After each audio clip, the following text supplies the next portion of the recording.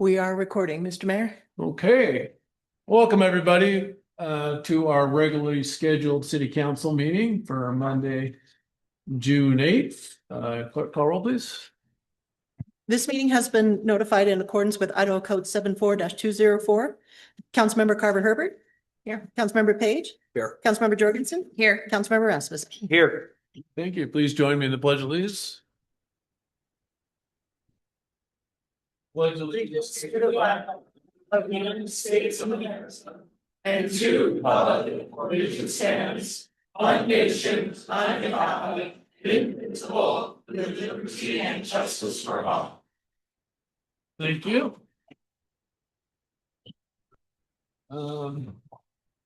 Changes to the agenda. I'm just gonna have one quick change.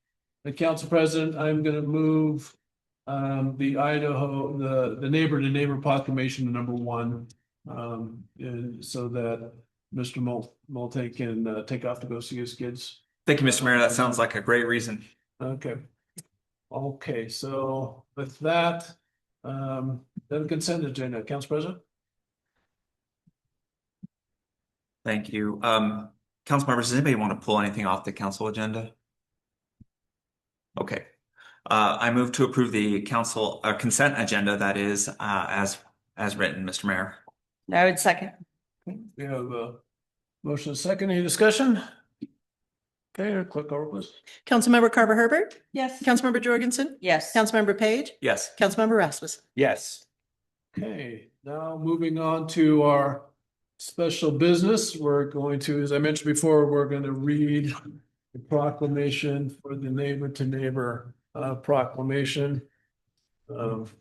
We have a representative there, Mr. Jay Bolton here, there he is over there. So we'll read this, Jay, and then we'll get a picture and do that. So here's the proclamation.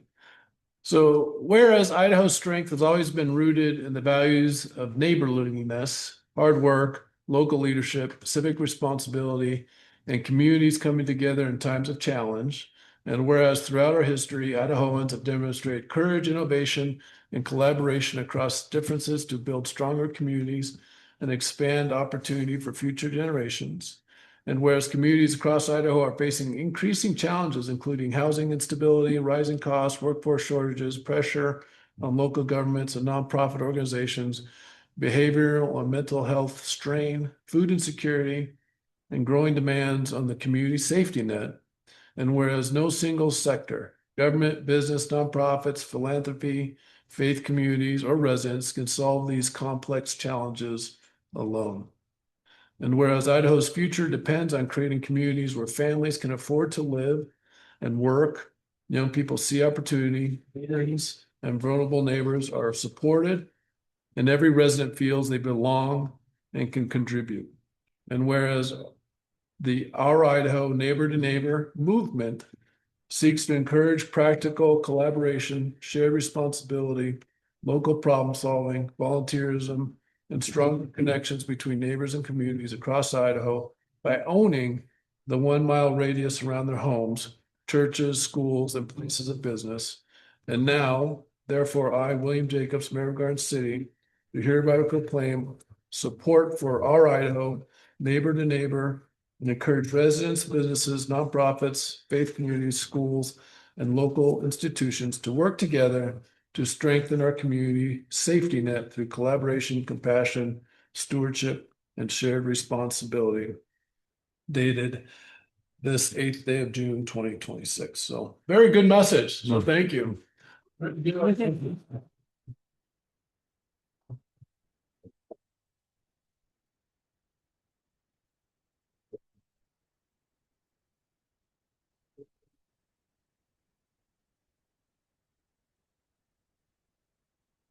I'm sorry, I should have been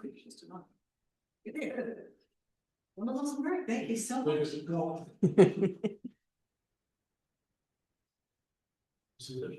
Sorry, let's see if we can do that.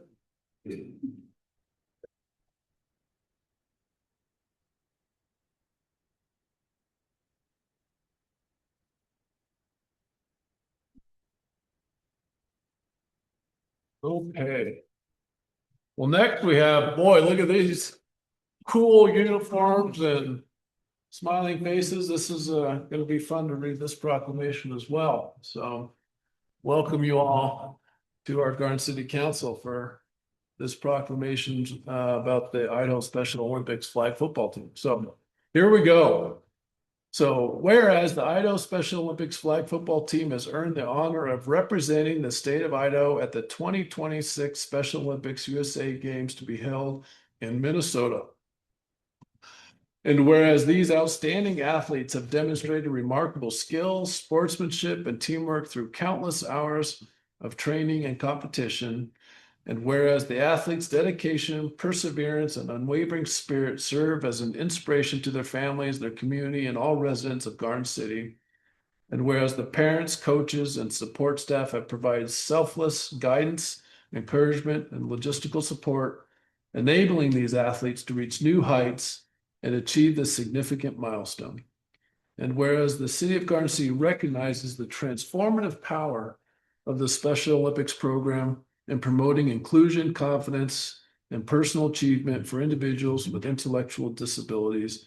Now, therefore, I, William Jacobs, Mayor of the City of Garden City, Idaho, on behalf of the City Council and all citizens of Garden City, do hereby proclaim our enthusiastic support and admiration for the Idaho Special Olympics flag football team as they prepare for and compete in the 2026 Special Olympics USA Games.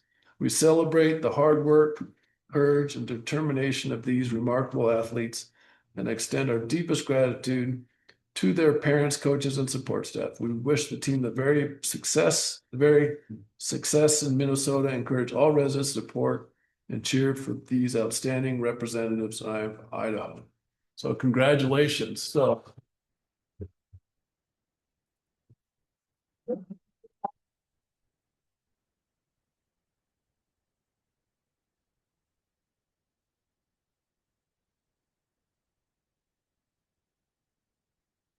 when do you go to Minnesota? When do you go to Minnesota? June 19th. All right. So gosh, it's just super quick. Well, let's get some pictures, everybody. It's to the council. I can say one question. If we didn't get them all. I'd say all of us. Where you go? Front center. All right.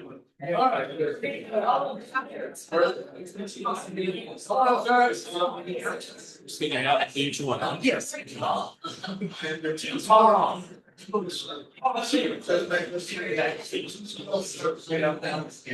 Tell your names. What's your name? Yeah. What's your name? No. Joe. Joe, sorry. Kevin. Nice to meet you. Who's the quarterback? This guy. Who's your name? Man. There's this. Hi. Okay, nice to meet you. That. Paul, nice to meet you. There we go. Hey, nice to meet you. And Brandon. Oh, nice to meet you. Nice to meet you. There you go. All right. Switch with Brandon.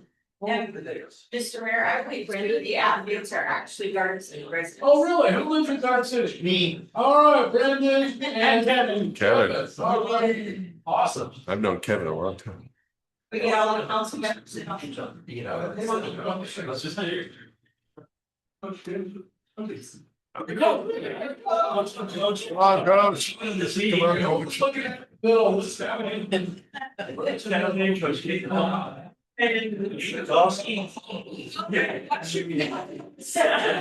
Please. Oh. All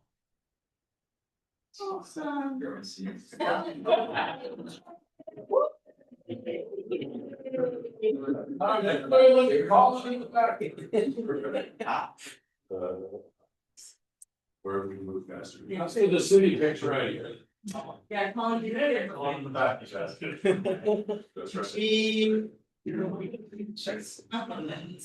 All right, so did you guys look at your bags? You got, yeah, So I'll go there, we see the top.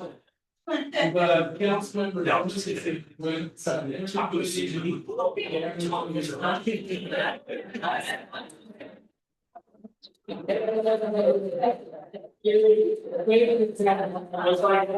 game of our city socks. No, whatever you move for fighting, thoughts. Much like that. Okay, well, and that's all, we'll send you a picture back. I mean, you can. Wow. No. It's a lot. It's awesome. And people have food. Okay. Yeah, there's it's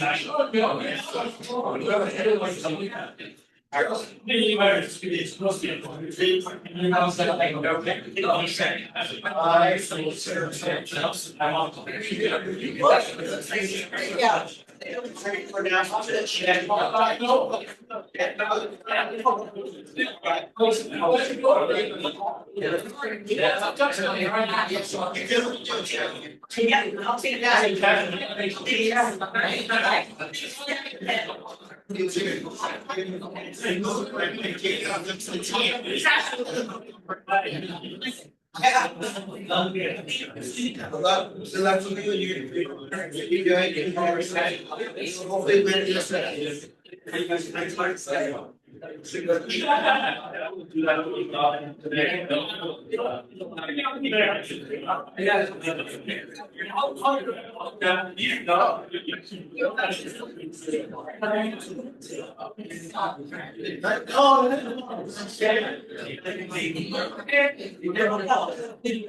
Please, I made us, we share this great. That's so sweet. Thank you.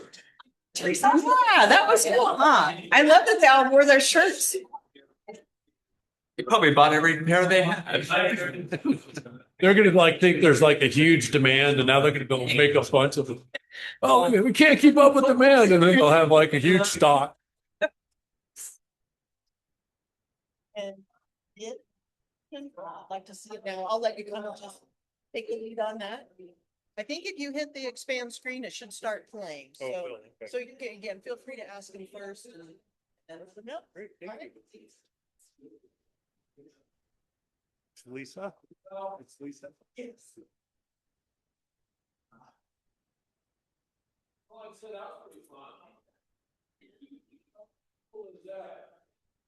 Ready to follow that?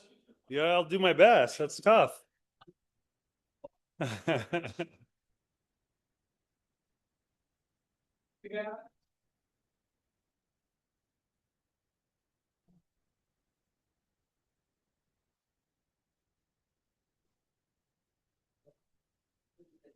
right, Mr. Mayor, members of Garden City Council, thanks for having me tonight. I sent out a stakeholder engagement video. I made specific videos for everyone, and I didn't know if everyone had an opportunity to see it. I just wanted to be here to stand for any questions you might have. If someone has not seen the video, they could be lost with questions. So that's why we're prepared to show it. It's a 5-minute video. I'm happy to play it. If not, we can go straight to questions if you even have any. Has everybody seen the video? And look at it? Okay, good. I appreciate you making a personalized Yes. video Yes. for Garden City. It made us feel kind of special. So we thought only Boise got that stuff. So, well, thank you. Well, I think everybody's seen the video, so I don't know if we need to play it again or if any. I have a question, Mr. Yeah, Mayor. no, the question's next. Thank you. The video was informative. What are the barriers to reopening the station? And it was it 19, I think? 18? 18 in East Garden City. Yeah, Mr. Mayor, Councilmember Page, thanks for the question. It's been financial. It's been financial since the 2008 recession, and just a matter of funding to be able to open Station 18 again. You guys probably know you've had coverage there on several occasions because we negotiated a no-cost lease with North Ada County Fire District, so that when we rebuilt Fire Station 4 at Ustick in Milwaukee, we moved the engine crew there and they responded out of Station 18. Same thing when we rebuilt Station 9 at Sycamore and State Street. Same thing when we renovated Station 6 at Franklin and Cole. And the same thing with the ladder truck crew from downtown when we rebuilt Station 5. So you've had coverage on the fire side intermittently out of the Chinden Station for a number of years now. We have a workshop scheduled for later this month that myself, one of my assistant chiefs, Eagle Fire District, and all of the three commissioners, I think there's two now because one's resigning from this post. We're going to talk a workshop, and we're going to talk about what our options are financially to be able to get that station opened. I think it's in your interest. It's also in our interest because we have city stations that are coming closest to covering East Garden City. So it's better for both of us if we can get it open. Chief, how does, just because I'm not that familiar with the fire district, so obviously you're funded by the fire district, which is the ratepayers.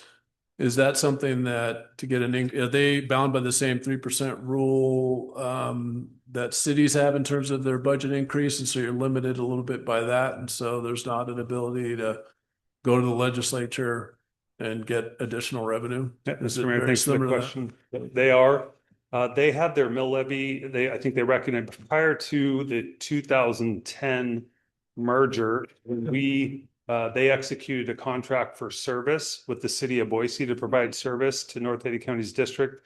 And we hired their roughly 20 firefighters. So we pay for their salaries and benefits out of that contract for service that they execute with the city. Prior to that time, they had their mill levy maxed out. They couldn't go any higher. And they saw where the cost versus assessment, because they are bound by the same 3% cap, they weren't going to make it. And that's where they went back to the single station on Glenwood here. And again, they haven't been able to make that pencil. They're getting close, which is one of the reasons I got sworn in last November.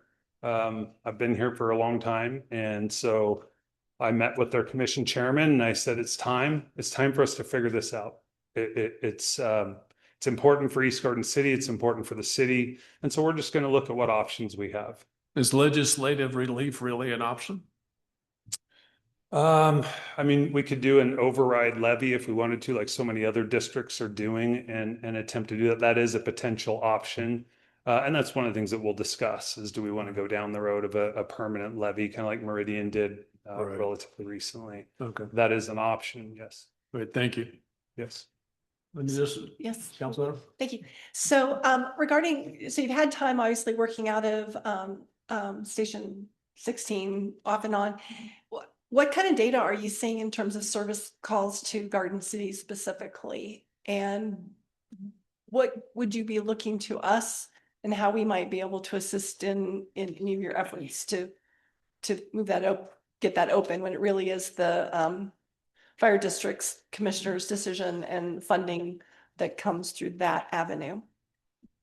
Mr. Mayor, Council Member Carver Herbert, thanks for the question. I do actually have call volume from 2025. It's really just December of 2025. We had 132 calls out of Station 16. I have travel time, like response time data. Let me see. 2025 responses. The North Ada County engine responded into the city 867 times, and the city went into went into North Ada County's district 757 times, for a total of 1,651 calls that was in the engine 16's area. Let me see if I have 18. I don't have the 18's district, because essentially what we've done is what we would call the first due area for the Chinden station is divided 5 ways: engine 5, engine 6, engine 9, engine 4, and engine 16 cover portions of what would be engine 18's district if the station was open. So it's divided 5 different ways. Other part of your question, what seemed like that was a 2-part question. Yeah, what, in terms of, Oh. I obviously thank you for making the effort to reach out to us and familiarize us with some of the priorities and some of the big concerns that you're dealing with. But when you look to us as leaders of our city, what might we be able to do in the efforts that you're embarking on? Yeah, Mr. Mayor, Council Member Carver Herbert. Yeah, my big goal in being here tonight is not to ask for anything. I really want to be your fire chief and have an open, collaborative relationship, and have you know that we're responsive. I personally feel like this is what our chief should do and should have done with our contract cities or fire districts. And it's really the same thing. The same video with kind of a customized intro is going to the governor, our congressional delegation, the different legislative districts throughout Idaho. And it's really to get some energy around this 21st century challenge, which is the urban interface fire problem that we're all facing. And it's really affecting insurance, coverage and so forth. So I have no specific ask today. I do think it's important you guys have awareness that I, as your fire chief, am working hard to work with the North Ada County Fire District Commissioners to see if we can identify a solution.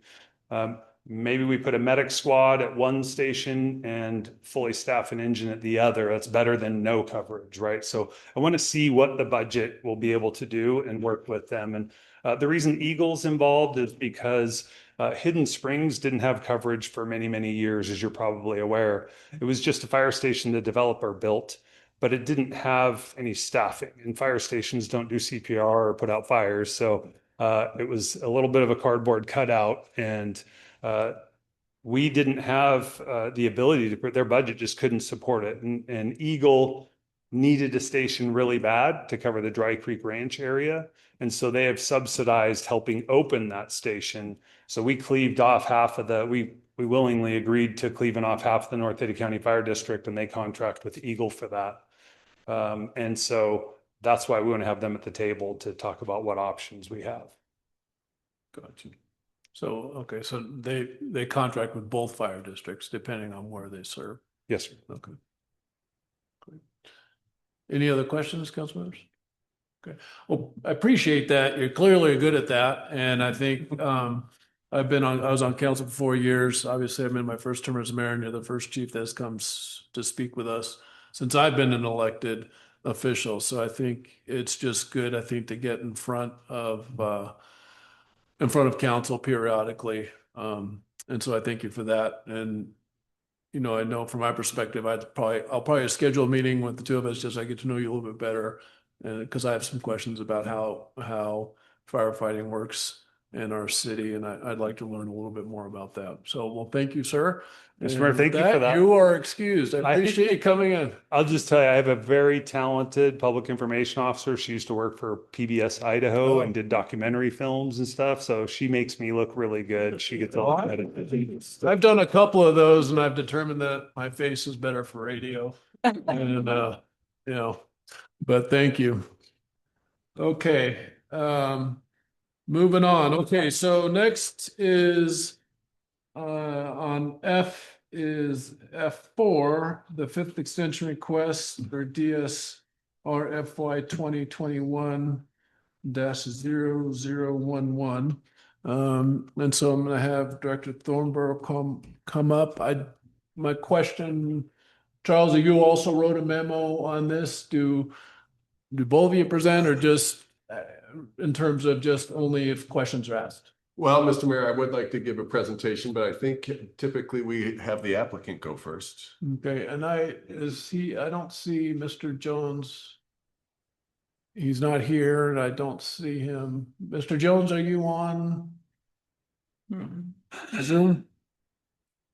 He does not appear to be mayor. Okay, well then, in that case. Mr. Mayor, I would recommend you hear from Ms. Thornborough on her staff report, and then I can just give a brief legal summary. Thank you. Director Thornborough.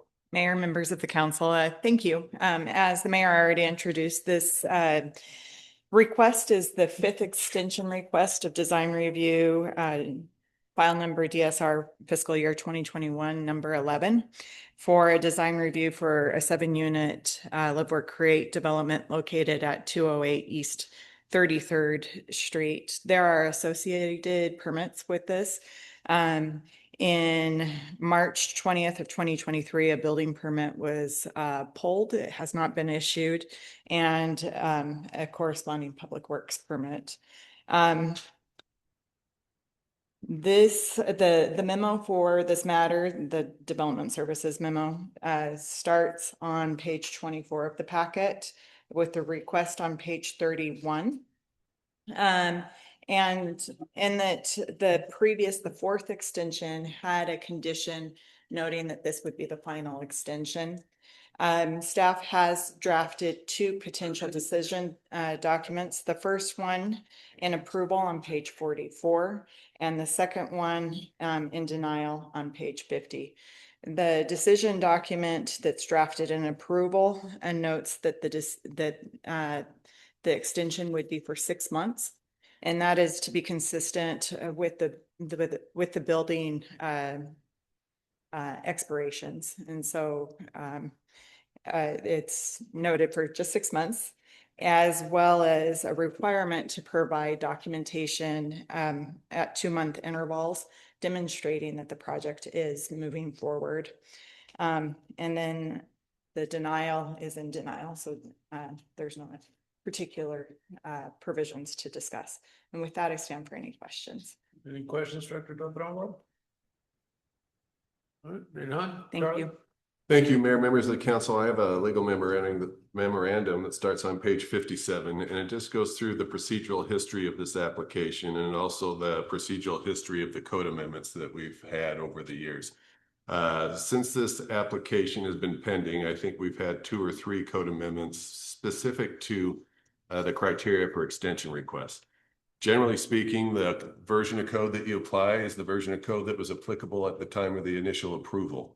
Now we're on the 5th extension, and I think that is the general rule, and I think that's the general rule that should be applied here tonight. I have not heard, and I've talked to Ms. Thornborough, I have not heard that this application has really changed at all since 2021.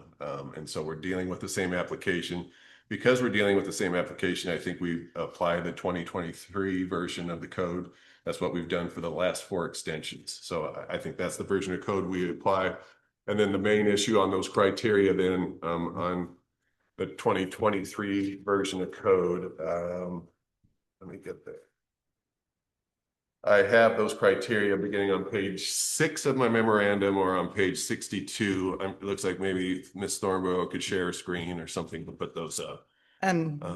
Just a point of clarification, ordinance 10218 was adopted in 2019. Okay. Thank you. Sure. The one that I thought the last one we were applying was 1032-22. In any event, she can put up whatever version she thinks is applicable. I go through the whole thing. I thought that we were applying the 2023, but that's a factual issue that Ms. Thornborough can clarify for me. It should be the version of the code that was applicable at the time of the initial approval, and that should be it. It is a little confusing because there has been multiple code amendments and it's been a little bit of a moving target. But I want to say that regardless of what version we apply, and so that's the rule, and she's going to pull it up here, it's always been whether there's good cause for the request. And so I believe there is multiple 4 or 5 criteria that you would have to find objectively to approve the extension. And I think really the main issue is whether there's good cause for the request. That's number 1 on the criteria. And there it is, the 2019.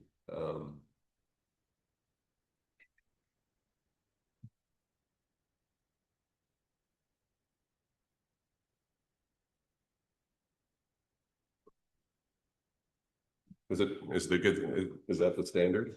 The good cause standard?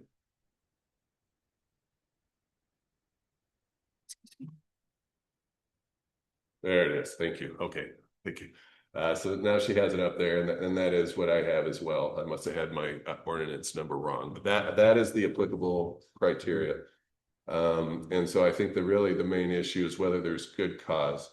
And so my memo goes through the analysis of what good cause looks like. That is a term that is recognized in the judiciary and everywhere, but it's a term that's used that's not clearly defined, which I think is interesting. Because the court says we have to clearly define everything, but they've accepted this good cause standard. There are several. I go through the analysis on the memo of what good cause means. Basically, good cause, our examples are like, I think the pandemic would be a good cause. And the good cause would really be facts that are beyond their control.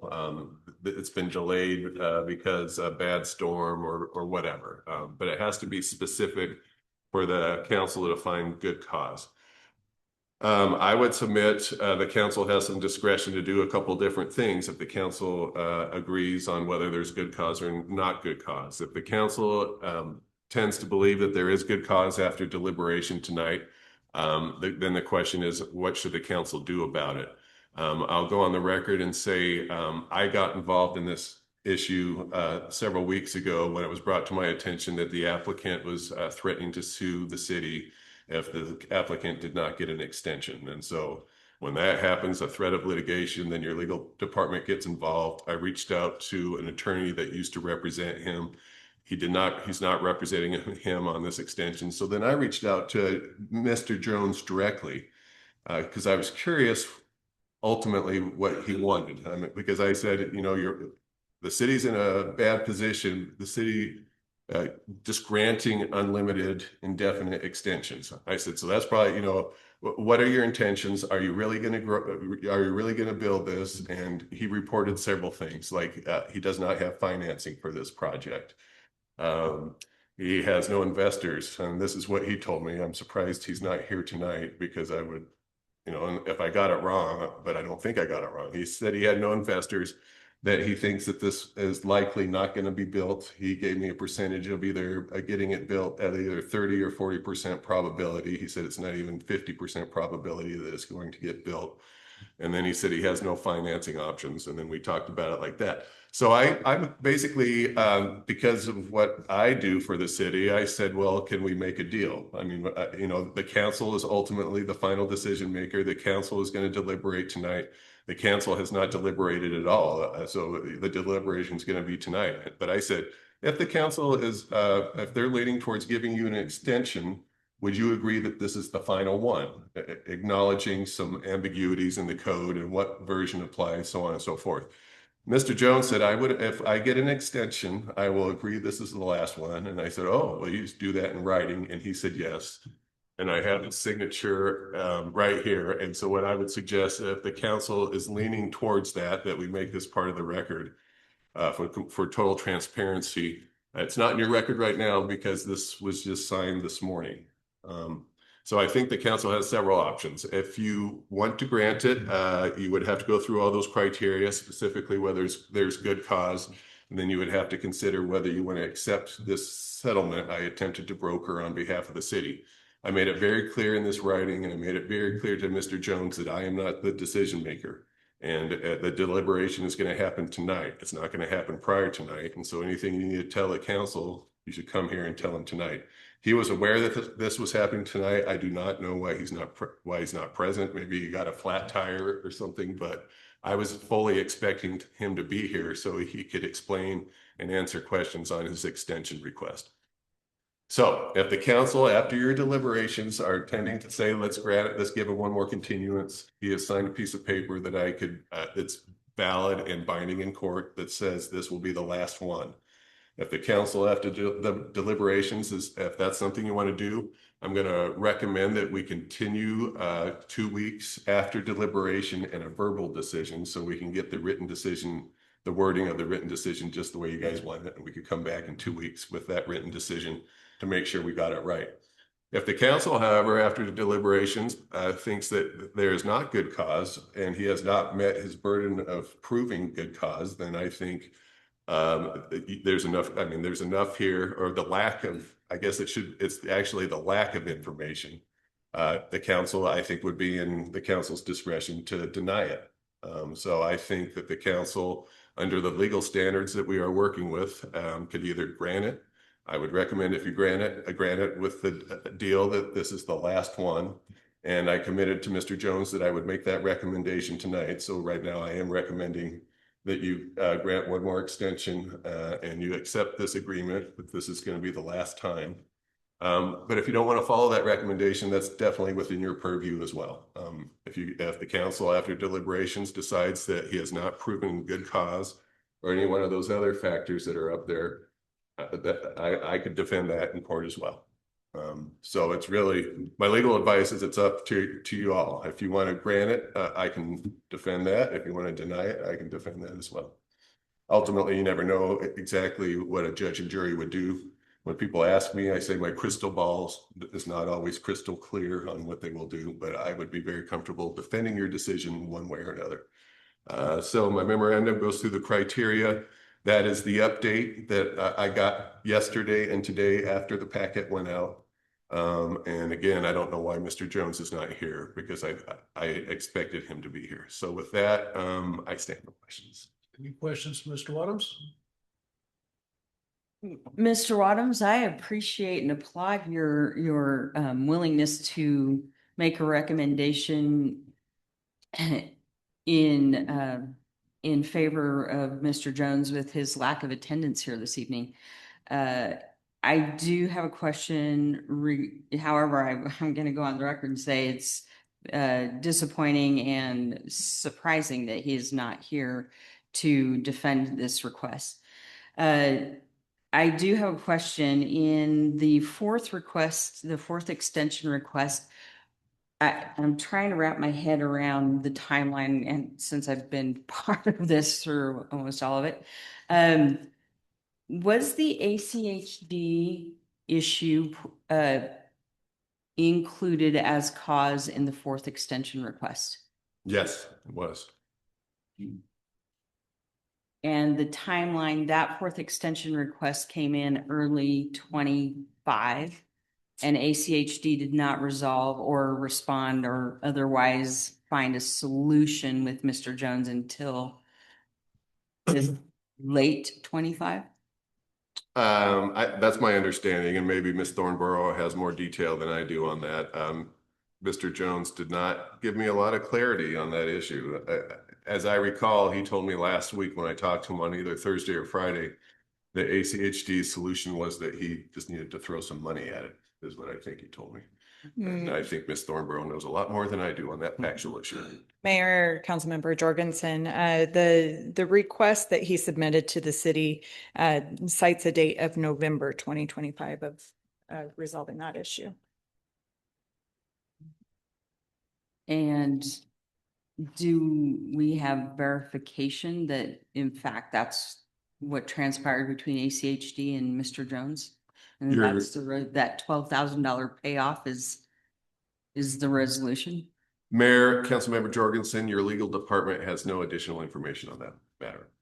I don't know if Development Services. Mayor, Councilmember Jorgensen, Development Services has not received any documentation either.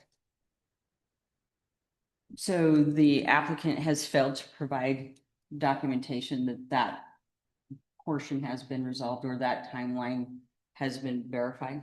Mayor, Councilmember Jorgensen, aside from the extension requests, I can say since the last extension request, we haven't received any documentation. In light of Mr. Jones not being here, the only correspondence we have. Mr. Mayor, I just received notification that he entered the waiting room. Oh, okay, let's let him in.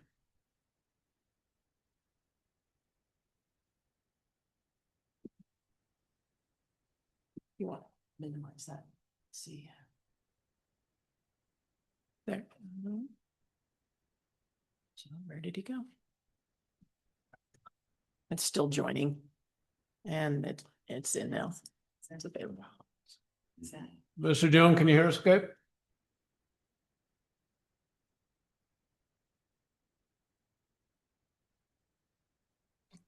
Can you hear me now? Yes, yeah. So council's been deliberating your extension. We heard from Director Thornborough and Mr. Wadums. And I think council would like to hear from you. Okay. Yeah, I mean, I don't know that I have anything to add outside of what was in my written statement. So I'm not sure if there's any particular questions. I think what basically we're kind of asking for is, we believe that we should have a right to ask for another extension, even though they tried to place a limit on it. I think that under the code that we originally applied, we think we can at least ask, and that it's within the authority of the council to grant an extension if you so choose. And I think as far as the reason we need an extension, I think as you saw in my paper, we we basically worked all the way into November to try to find some sort of resolution with ACHD. And while we sort of have a resolution, I mean, the resolution is basically we're going to pay a bunch of money to ACHD and they're going to basically waive some of the requirements. So, I mean, at some point, they even agreed that we're just not going to be able to do what they want us to do. And so they've agreed to waive the requirements at this time, and that at some point in the future, we'll pay into the road trust, and then they would allow us to then move forward with the project.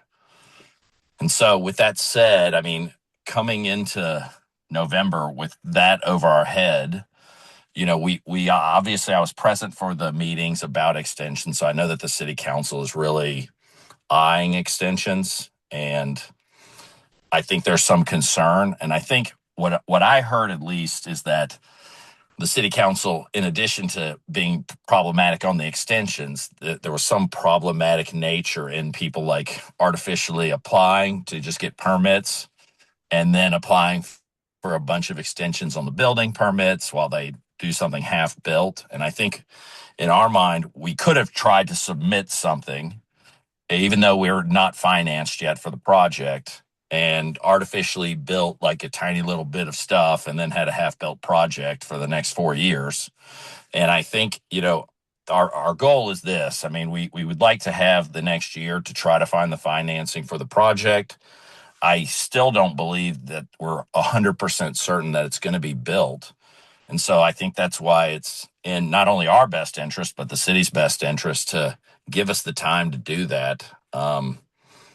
You know, I think also, I'm sure Charlie might have filled you in that we've agreed that this would be the last extension. So if the city grants that extension, then we won't be applying for other extensions. So I think it does give you a clean route forward that would allow us to have the time to try to move the project forward if it's going to move forward.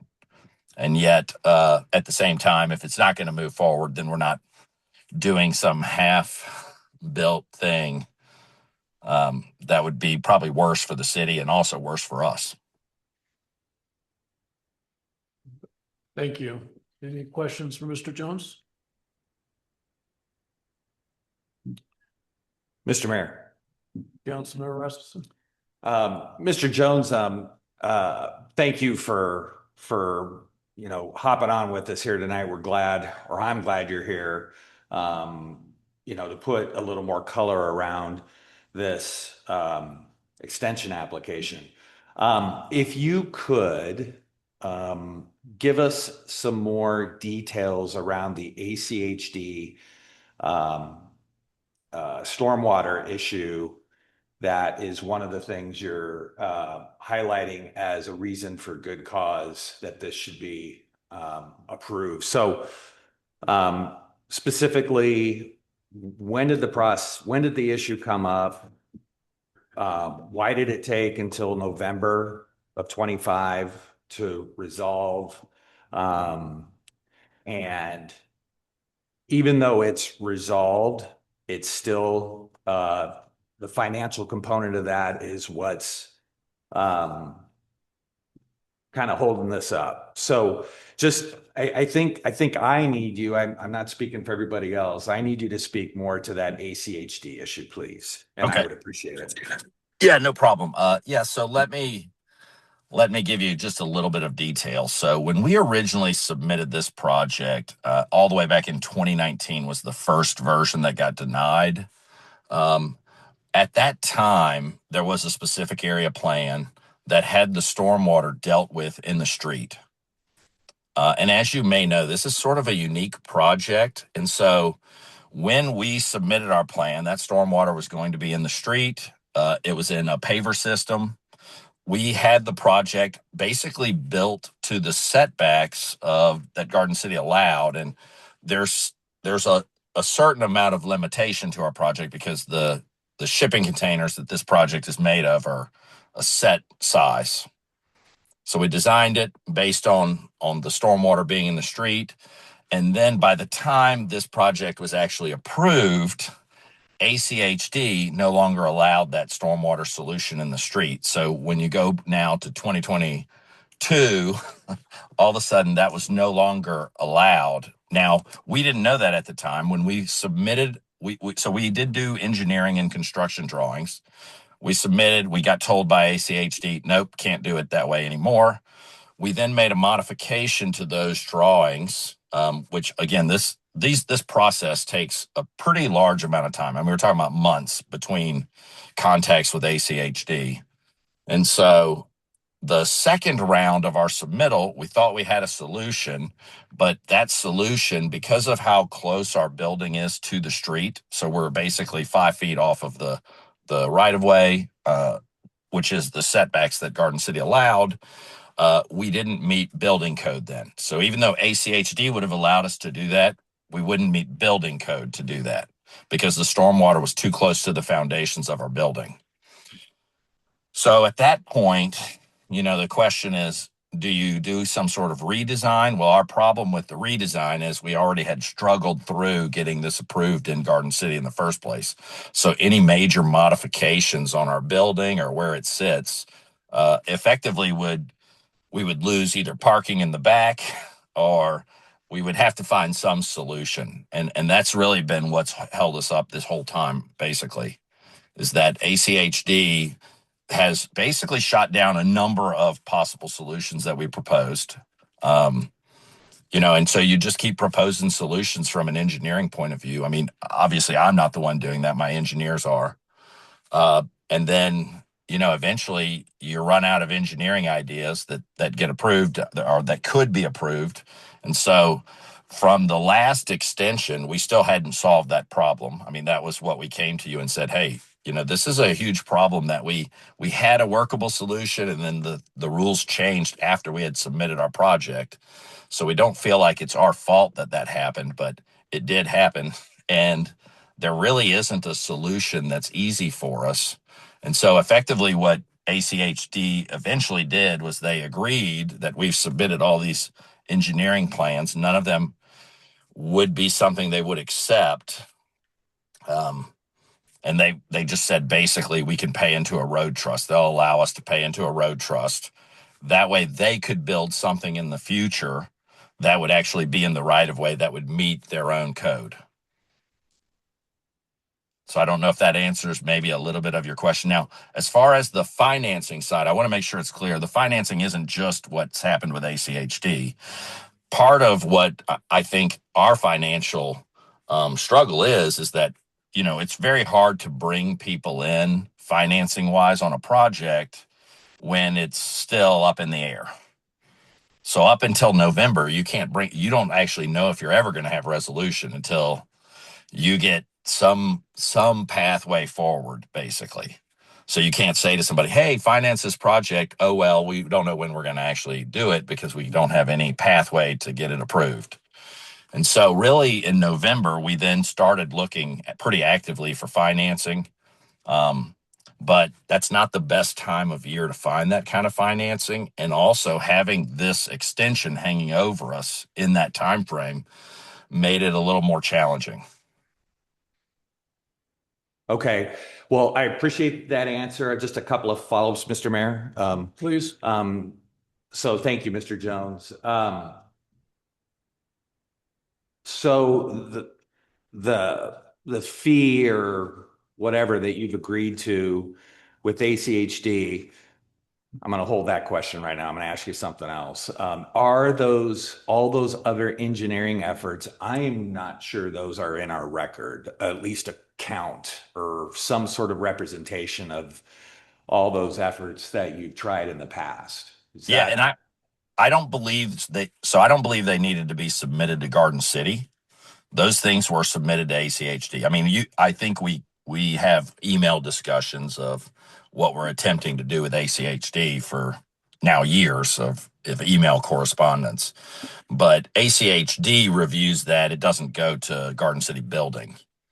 No, and I appreciate that. And I'm sorry, I didn't probably word my question very well. I just meant some specifics of the work that was going in on the engineering work, not the actual work itself, but like, hey, we're submitting this, we're submitting that, and we've actually submitted X number of engineering plans to try and mitigate this issue or whatever. So I don't think that is in our record. So that, in my mind, would have helped me to have Sure. sort of a face with that name, so to speak.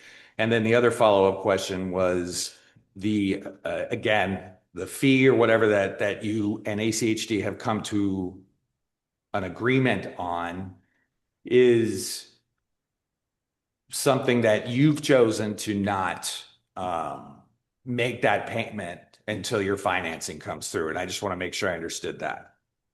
That's correct. So we basically asked ACHD if we could pay that money once we're built, and they said no, it has to be paid up front. So effectively, they're still sort of holding us up. So we obviously would rather not pay that money unless we know the project is actually going to move forward. And we don't want to move forward unless we actually know that we're going to be able to finance it.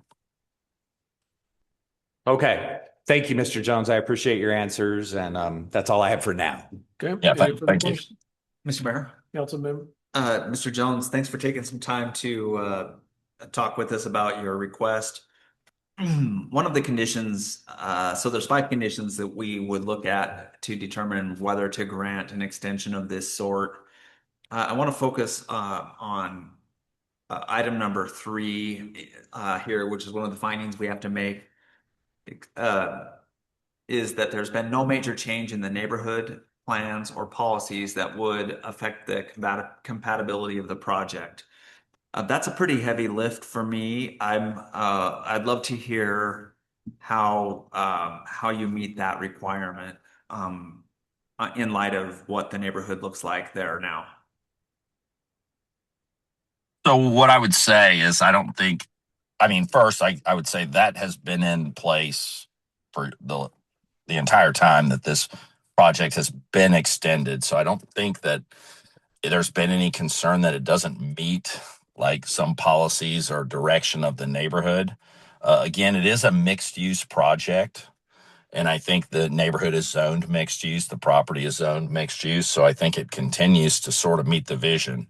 I would say, if anything, I think, my comments are always that this is maybe smaller than what everything else is being built around it. At the time that this came forward in 2019, the argument from city council was that it was too dense and too much. But I think today, looking at the neighborhood, this would be a pretty low density compared to everything else, or at least medium, let's say medium. So the whole project is maybe just over 6,000 square feet. And so it's not a huge project. It's 3 stories tall, which I think is what basically everything that's being built around me is at least that, mostly a lot of 4s. And so I do think it continues to fit in with the neighborhood. The zoning hasn't limited the height there. We still are within the heights and setbacks and all those requirements. I don't know. Okay, so you're relying on an argument about the zoning having not changed and the density actually being less than some of the surrounding inventory. Is that what I'm understanding? Well, I would say that I think that there hasn't been any change to the neighborhood that would make this not fit today, I guess is what I'm saying. To me, I'm not sure what part of it concerns you, but the uses are still allowed uses. The design of it is still allowed design. There really isn't any major shift in how the neighborhood is moving, if you will. Sure. Just, when I look at that factor with factor 5, that it's a determination by the city council. So this is our lift here, that it's in Garden City's best interest to grant the extension. And that's a heavy lift for me because I don't feel that it's anymore the best and highest use for such a prime piece of property that you own there. And I realize that's subjective and that's my opinion, but I am entitled to my opinion, having been voted into the city council. So, but again, that's my lift, not your lift, is to determine whether that's in Garden City's best interest. Yeah, sure. And I agree. Even I have some concerns that there couldn't be at least more density there, right? I think you're right that lots of projects now are going taller and more dense, but I think what I would argue is that, like, based on what I see with happening with ACHD, the city is moving to try to limit those heights and densities to some degree, because I think that in this neighborhood, there is some pushback on allowing things to continue to be taller and taller and more dense. So I think what I would say is this, that this project, while I think it's probably more medium density now compared to, say, Casino Beach, for example, when that's finished, it's going to be a higher density than my project will be. But that said, the lower density doesn't mean lower units. There's still 7 units in this project that'll be smaller, more affordable housing that also have workspaces with them. So they're going to have 7 possible businesses that can be located there, which is a pretty dense number, even though the square footage isn't that dense. So what I would argue is that we're going to provide more space for businesses and people, even if it's not an actual square footage in size. Thank you. Mr. Mayor? Councilmember? Mr. Jones, thank you for joining us. I have a few questions that Mr. Wadhams had made some statements and I would like to verify with you first. Do you have financing for this project? Do not. Do you have any investors for this project? Not currently. Now, we have some people that we have waiting to see if this extension is granted. So I think that's the reason we're asking for the extension, because really with the extension holding over, it's very hard to get people to commit to huge sums of money when they know that they could put their money in and then all of a sudden you can't build what you say you're going to build. Mr. Jones, are those investors interested in the project or the property? The project. Okay, Mr. Jones, do you have the fee in the bank to pay ACHD? We do have enough to cover that fee. So I would say yes, there is enough in the bank to cover the fee. But once again, I mean, part of the reason that we don't want to move forward with that is because it's non-refundable. So if this project doesn't move forward, then that fee is just basically lost.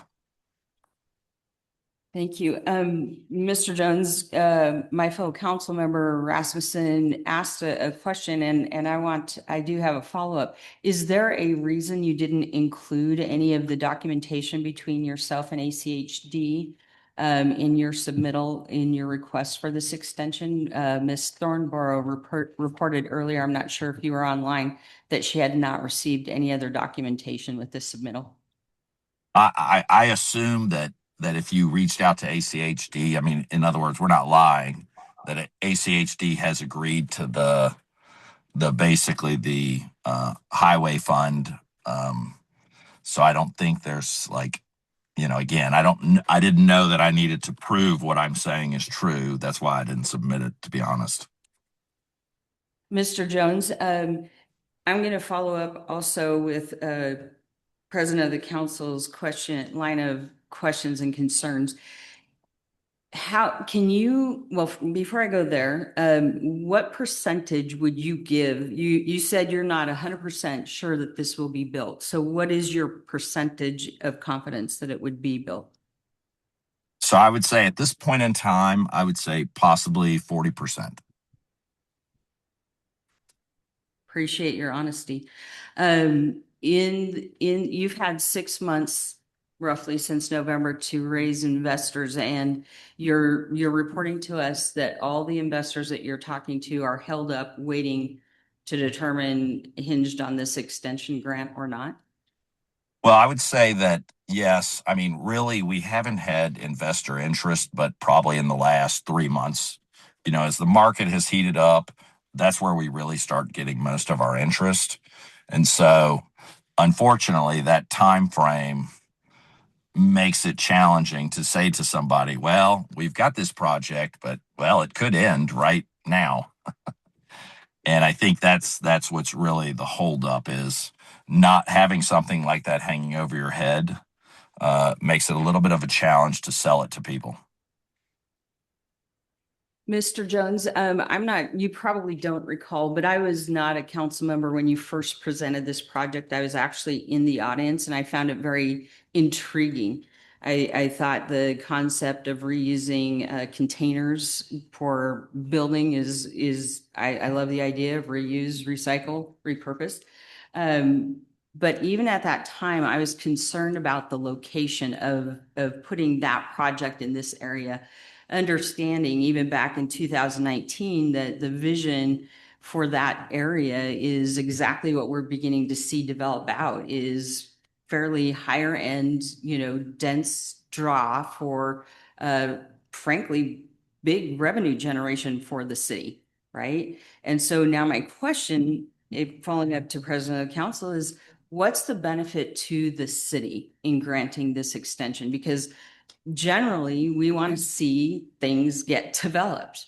There's no value to the city in having, these dragged out applications or, having a weed patch sitting somewhere. Value is in seeing creation on property. So what is the value? What is the benefit to the city of Garden City in granting this extension in a minute or less? Yeah. Thank you, Councilwoman Jorgensen. So what I would say is this is a multi-million-dollar project still. I mean, it's a very expensive project. As far as paying taxes go, I mean, there's going to be some contribution to the city, really, in this case, at least into urban renewal until that ends. But what I would also say, I think there is a benefit to the city in that it adds some variety of housing, which is one of the goals of the city. Instead of everything being $3 million homes, this is going to add smaller, more affordable units. It's going to add smaller spaces for more startup businesses that really maybe don't have a place in Garden City today. And so I think that there is a benefit because it meets a number of goals of the comprehensive plan for the city. It meets a number of goals in that comprehensive plan for what was supposed to be the live, work, create neighborhood, which is that it will create more opportunities for, say, artists to have space. And so I think that even though it maybe doesn't match a $3 million home, because this could just be one single 6,000 square foot home. The fact that it's going to house 7 businesses and 7 people, I think is an advantage to the city, and it is in the city's best interest to approve it. Now, what I would say is, as far as the extension granting and why that's in the best interest, if the extension is denied, effectively what happens is this property sits for some period of time. I mean, that there's no chance of it moving forward if this is denied. And so really, even though I don't think there's 100% chance of this moving forward, I do think that the reason we're asking for the extension to be granted is because we don't think we should be the first people denied an extension after the history of what's kind of happened here. So it just seems to us like if we're the people at this moment, we're trying to move the project forward. So we still believe that this project can move forward and get built. And so I think our goal is to not have the city impede that, because it seems to us that we're going to just blame the city if you deny this, and we don't really want that to be the taste in our mouth. We would like to at least have a shot to get the financing and move it forward. And then again, not try to build something abruptly to try to, when it's not really going to move forward. I think that was the other goal. And I think that's one of the things we heard that city was frustrated with. I know the council was frustrated with projects that are stalled out. And what I would say is not granting the extension is going to stall it out even more. Mr. Jones, I have to, I'm somewhat perplexed. You've had years to find investors and financing. And so, you know, it rings a little hollow to come in here and say, you know, after the fourth extension, you didn't have investors or financing, and you were pushed to wait and get investors and financing until you had a resolution with ACHD. Okay, now you've had 6 more months. I would expect you to come in here guns a-blazing saying, I'm loaded, I'm ready, let's go. I would say that you have a very good point, and it's duly noted that affordable housing is an objective and a desirable thing for the city. Looking for spaces for startup businesses, I got to tell you, I think you're getting behind the ball, because I can name 3 executive business office suites within the city that are providing very inexpensive or relatively inexpensive suites for people to do just what you're describing, starting small businesses, with more applications that I know of coming in. So that one's a little bit concerning. I do have one last question. That kind of causes me pause, because it was my understanding the last time we granted the extension, the agreement was that was the last time. And now we're proposing language that says the same thing. How, Mr. Jones, how do we know that this isn't just another perpetual, this is going to be the final extension request? Yeah, so that's a good question. Thank you, Councilwoman Jorgensen. So I think that what I would say is that language was not agreed to by us. We would have challenged it at the time, but our lawyer recommended against it because we didn't think it was ripe to be challenged, because the city would just argue that you haven't actually imposed the limit at that time. And so the reason we didn't try to challenge the language that was placed into our extension by the city is because it wasn't ripe until just now. And so what I would say is the new limitation is something that we've agreed to outside of the conditions of approval. And so if that makes sense, that this is something we're agreeing to on our end. We're saying to the city, look, we are still trying to finance the project. We're still trying to move the project forward. We've been continuing to pay out money. So everything we're doing is costing us money along the way. And so the fact that we're pursuing it, even as we know that there's some chance that it won't happen, we would hope that would be enough for the city to go, hey, we can see that you're trying to move forward. The limitations of the financing in a lot of ways is because the project's costs have spiraled up. And so, you know, every day that your building costs go up, and over the years as they've gone up, from our initial project, I think that's the challenge. But I would say the setup on the extension request, it's not like, again, the first extension limitation that was placed in there was not agreed to by us. Whereas we're at least agreeing to this extension limitation, if that makes sense. Yes, it does. Mr. Jones, what was the property value in 2019? If like, are you asking for the assessed value? Yes, please. I would guess maybe 350,000. And what's the assessed value today? You know, I'm not sure what the assessed value is, but I mean, I can tell you, we obviously know what properties are selling for. It would probably be a little over 900,000. I would guess you're probably close. Mr. Jones, would you have thoughtfully and willingly submitted an agreement? I understand I have not had a chance to review that in detail. But would you further be willing to provide your communication with ACHD and the requirements that they have set up? Yes, we can provide that if necessary. Thank you, Mr. Jones. Thank you, Mr. Mayor. Any further questions? Mr. Mayor, Councilmember? Mr. Jones, I have some other questions about whether, if you were granted this extension, what other obstacles do you anticipate in the coming year to move this project to the next phase? Obviously, it sounds like financing is really the number one obstacle. You obviously just sounds like you've gotten over a major obstacle with ACHD, but there are obviously other phases that you would have to go through in order to move this project along.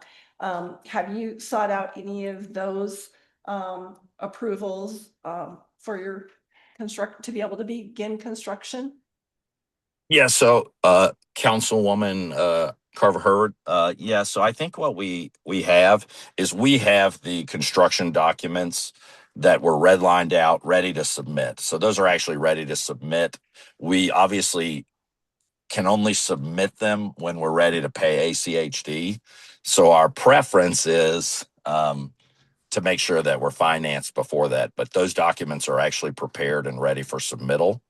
We didn't have any significant challenges to our red lines initially, other than the stormwater problem that came up. So I think we feel pretty confident about everything else moving forward, that we're not going to be tied up with that stuff.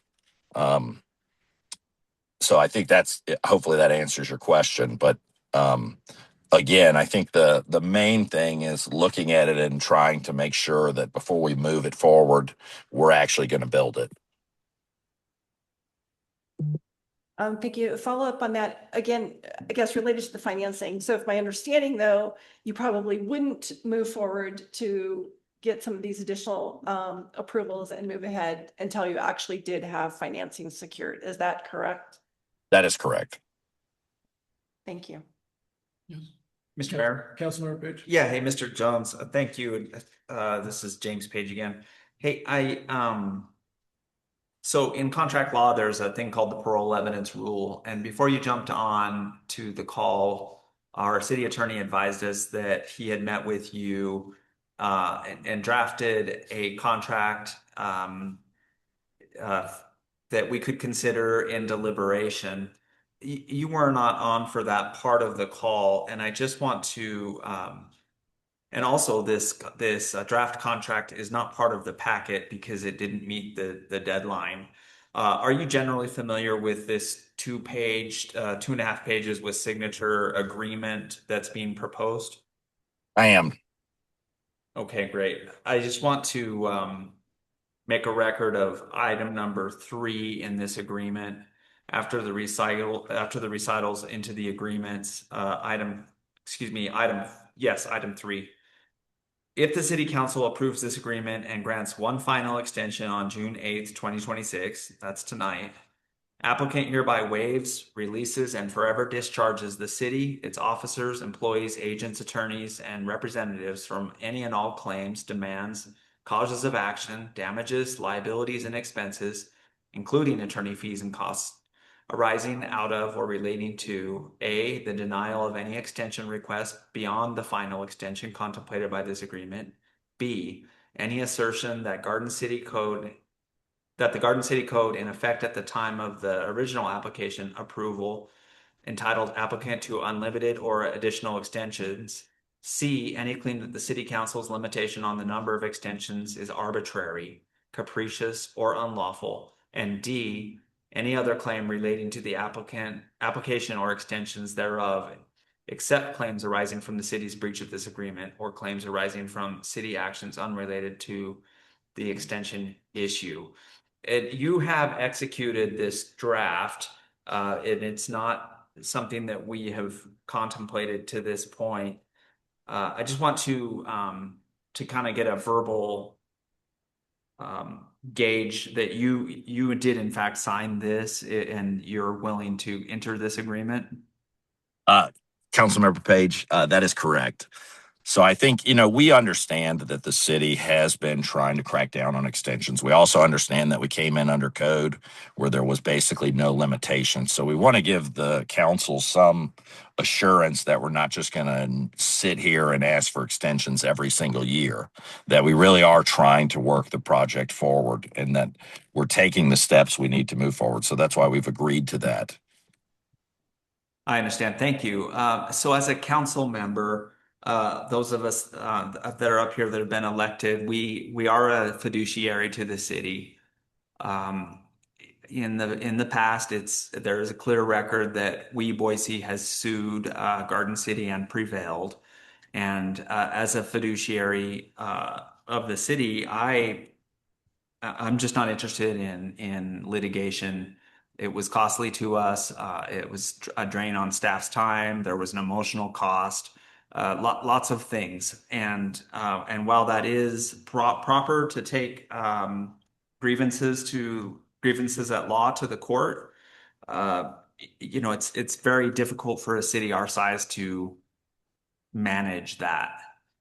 And so I just want to kind of tip my hat to my fellow council members here in deliberation that that while there's kind of an open question if it's the best thing to grant an extension, this written agreement that Mr. Jones has conveyed that he has agreed to, if we were to accept it, is kind of like punching the easy button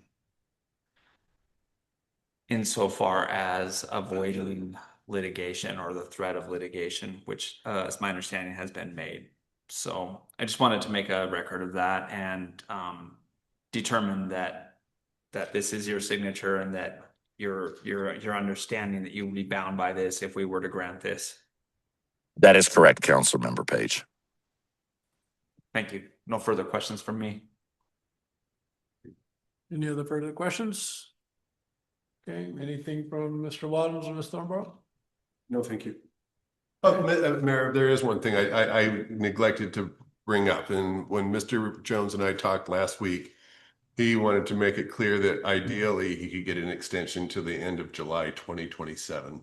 That was his ask. I think he'll take whatever extension he can get, at least a year, but he would like it extended somehow to end of July of 27. I told him I would relay that, so I'm relaying that. Thank you. Nothing further. So is this agreement till June 8th, 2027 or July? I think that's up to the council. So that's a question for the council. It is. Mr. Exactly 12 months or 13 months is what you're saying. If I got that right with Mr. Jones, and here comes Miss Thornborough. Mr. Rare, in lieu of that information, I would like to pose another question to Mr. Jones. You may. Mr. Jones? Yes. What is the relevance of July of 2027? I just think that we're looking at the timeframes of how our financing is going, and we feel more comfortable with that extra month. Okay, thank you. Mayor, members of the council, just as a point of clarification, I'm sure you know this, but based on this discussion, the draft decision in approval is only for 6 months at this point in time. And there's also the requirement to provide documentation at 2-month intervals. Thank you. So clarification on my part. So we have that decision document for 6 months, but then we have this agreement. So then the council really has 3 decisions, Mr. Wadums. Is that 1 denial, 2 6-month agreement with 2-month intervals, or agree to the 1-year final extension, and then they get to decide whether it's 12 months or 13 months. Is that correct? Mayor, members of the council, I think that is correct. The only other issue is that I think our code says the extensions are only good for 12 months. So Okay. when Mr. Jones and I discussed, he said if that's going to be a hang up, he'd ask that this be continued. So we can get out to the end of July 2027. So continue it till July. I'm not the count. right. So we got to comply with our code, and that's just I wanted to make sure you were aware that was Mr. Jones's ask. What in a perfect world, that's what he would like. So I guess number 4 is we would continue it for another month. Correct, Mr. And Mayor. then 12 months from that date. In your discretion, Mayor and Council, yes. Okay. Thank you for clarifying that. Welcome. Mr. Mayor, Councilmember? just so point of clarification so that I'm clear for Mr. Wadham. So if we were to make the decision to extend this, I do think that it's important to have this document actually in public for the entire council to be able to review it in its entirety. Yeah, of course. So can there be a recommended timeline to us in terms of what the process would be and really what the motion would be in order to do that? Yes. If that's the, would you like that now, or would you like to, I'm happy to provide that now or later. My understanding, if I understand your question, council member, is you can approve, correct me if I'm wrong, Mr. Adams, you can approve that we adhere to that 1-year contract, and then we would vote for it in the next, solidify in the next council meeting, because that gives council member and the public time to read it. Is that correct? So we explain, maybe Yeah. clarify, Mr. Waddle. Yes, I think mayor, members of the council, whatever you decide tonight, and you don't even have to decide tonight, you could continue your deliberations for more information if that's something you wanted to do. But if you do get through your deliberations tonight, I'm still going to recommend that we continue it for 2 weeks so we can get the decision correct, so we can get the proposed settlement in the record so everybody can see it, and so we can make sure we have the decision correct. There are some little nuances like, and I think Ms. Thornborough could correct me, but is it 12 months? Is that is that what the code says? Mayor and members of the council, it's 1 year for the entitlements. And then the building permit that's loosely being extended along with this is actually 6 months. And then I also did want to note, just as a splitting of hairs, a point of clarification, that we traditionally have extended from the date versus the date of the decision. We've consistently been, so if something's retroactive, we go back to the date of expiration, for example, instead of the date of the decision of the council. Which would be which date, just to clarify? May 10th, Mayor, May 10th, 2026 is when this application expired. So the 12 months would actually be not June of 2027, but May of 2027. If we consistently apply So that date. even if Mr. Jones, we waited till July consistently, if we do what we've always done, it would still be May of 2027. Mayor, that is correct. Okay, Mr. Mayor, point of order. yes. In light of that, in light of this proposed settlement, I did not put the dates in the proposed settlement. But I think it's probably appropriate to clarify with Mr. Jones if he still wants to follow this agreement, if he gets something short of July 31st, 2027. Because we did not, I told him I was going to relay his recommendation, but I did not put those dates in the settlement. So I just want to make sure it's clear that if the council decides to give him an extension till May, that he doesn't come back and say, well, that's a breach of our agreement now. So just for liability purposes for the city, I would make that recommendation. Mr. Jones, comment? Yeah, Charlie, thank you. Yeah, Yeah. we would be fine with the May. I mean, obviously, we weren't sure that the dates didn't move with the signed decision. That's why we asked that. Looking back, it looked like some of them maybe did move. That's why we thought, our other decisions didn't move because we actually had the hearings beforehand. But like I said, looking at some history, we thought we saw some decisions that might have moved to the date of the signed thing a year from that point. So. Thank you. So if you agree to the 1 year, it would be till May. We would be fine if it was back to the May date. That would be no problem. Thank you for clarifying that. Okay, any further questions for anybody at this point?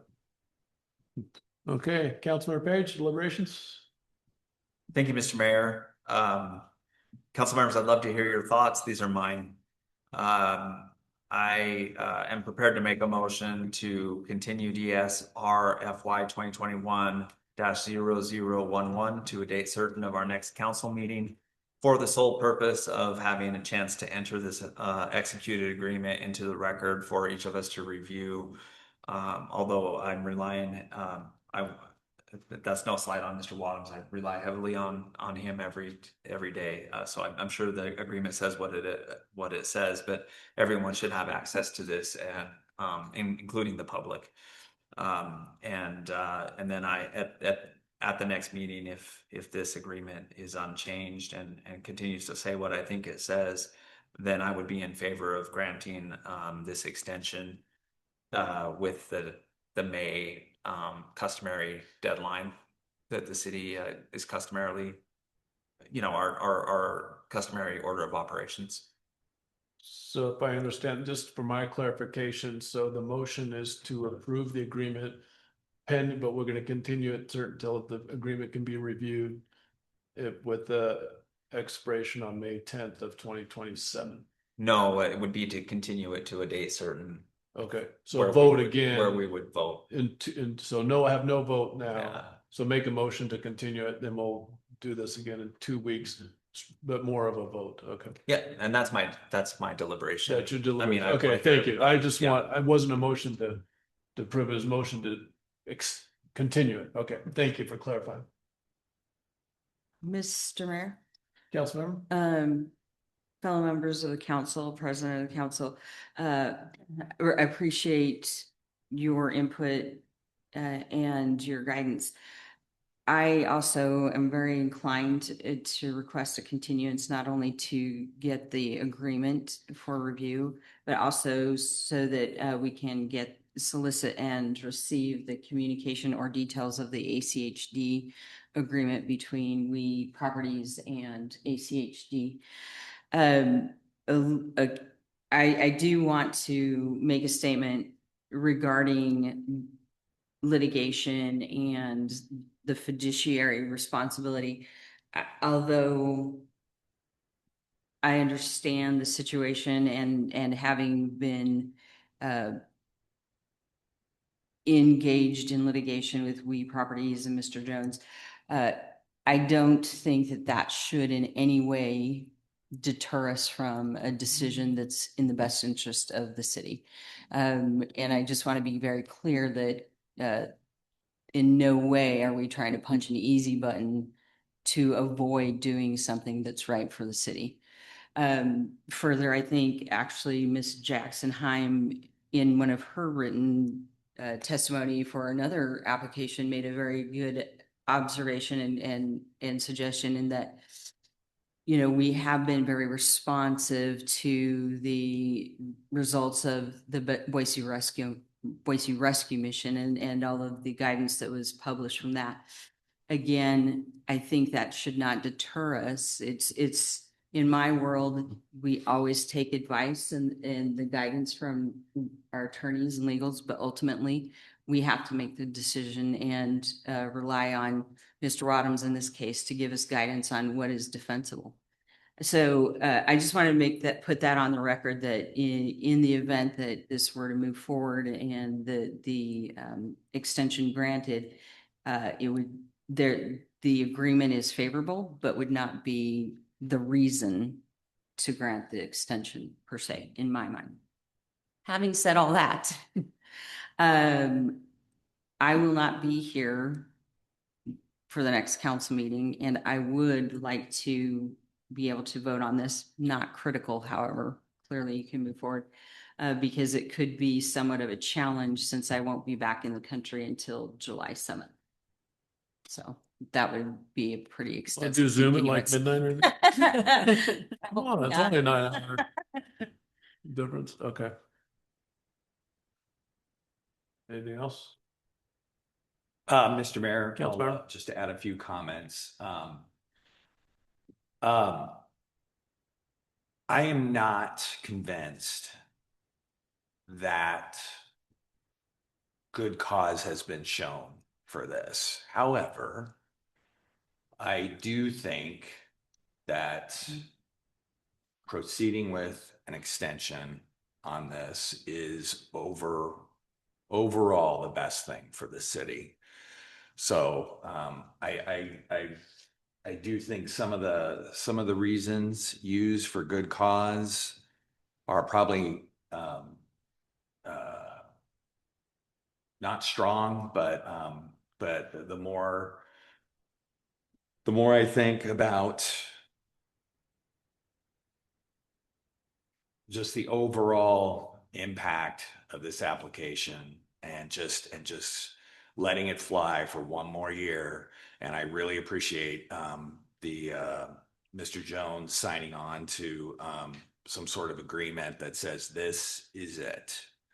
So I will be in support of the extension. So continue it as well? Yes, yes, sir. Councilmember? Yes, so Mr. Mayor, council members, I think, I have some concern not being on this board when the last continuation was granted. and had a lot of questions around that, and which many of them were answered tonight. I too am reticent to make decisions solely based on the premise that someone could potentially threaten to sue us.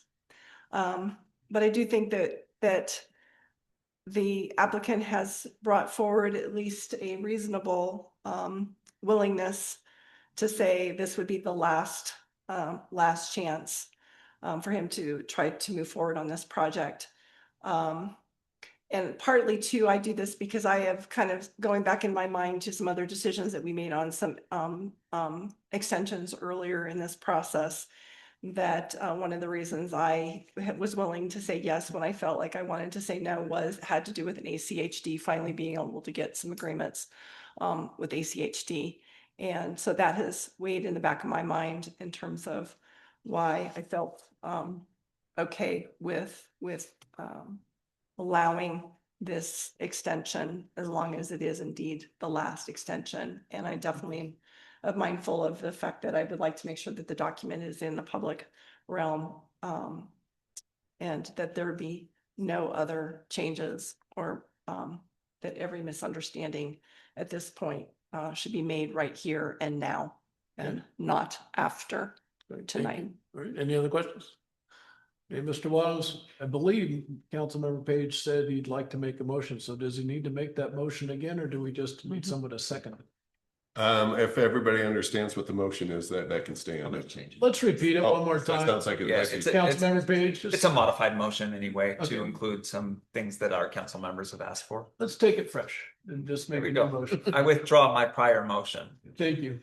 Mr. Mayor, I move as to DSR FY 2021-0011, commonly known as 208 East 33rd Street Park, to continue this matter to a date certain of July 7th for a full council vote. This would provide opportunities for the draft agreement to be entered into the record properly, and for the applicant to submit evidence of his resolution efforts to the ACHD drainage issue that has been a hindrance. Mr. Mayor, just a point, the council meeting would be, first meeting in July would be July 13th. So, Be here on the 13th. Yes. Okay, and I'd like to clarify, Mr. Jones, that even though that is in July, we would probably be looking at the May 10th date. So- Yep, I'm aware of that. Thank you. All right, thank you. Just want to clarify that. Thank you. Second it. Okay, we have motion second. Any further discussion? Okay, Clerk Clark, please. Councilmember Carver Herbert, Yes. Councilmember Jorgensen, Yes. Councilmember Page. yes. Councilmember Rasmussen. Yes. Okay, Mr. Nope. Gary. Mr. Jones, July 13th. Mr. Mayor, one point of order, just Yes. because of my understanding is, well, the record's not closed because the motion and the second and the votes were for some additional information. I just want to make sure everybody's on the same page on what I'm going to do. What I heard is I'm going to include this proposed settlement in the record. I am going to modify my legal memorandum to reflect that. And I'm going to work with Ms. Thornborough to make sure that the draft decisions also reflect that, but. And the dates. And the dates, correct. If that's what the council wants me to do, then that's what I'm going to do. That's what I heard. Does anybody? Mr. Mayor, Mr. Wadums, Ms. Thornborough, I believe part of my request is also that part of the record is the documentation between ACHD and we properties. Correct. Heard that. Yes. Thank you, Mr. Mayor. Jones, we need to see that if we don't have it. Thank you. Yep, I'll get it to you. Okay, thank you. All right.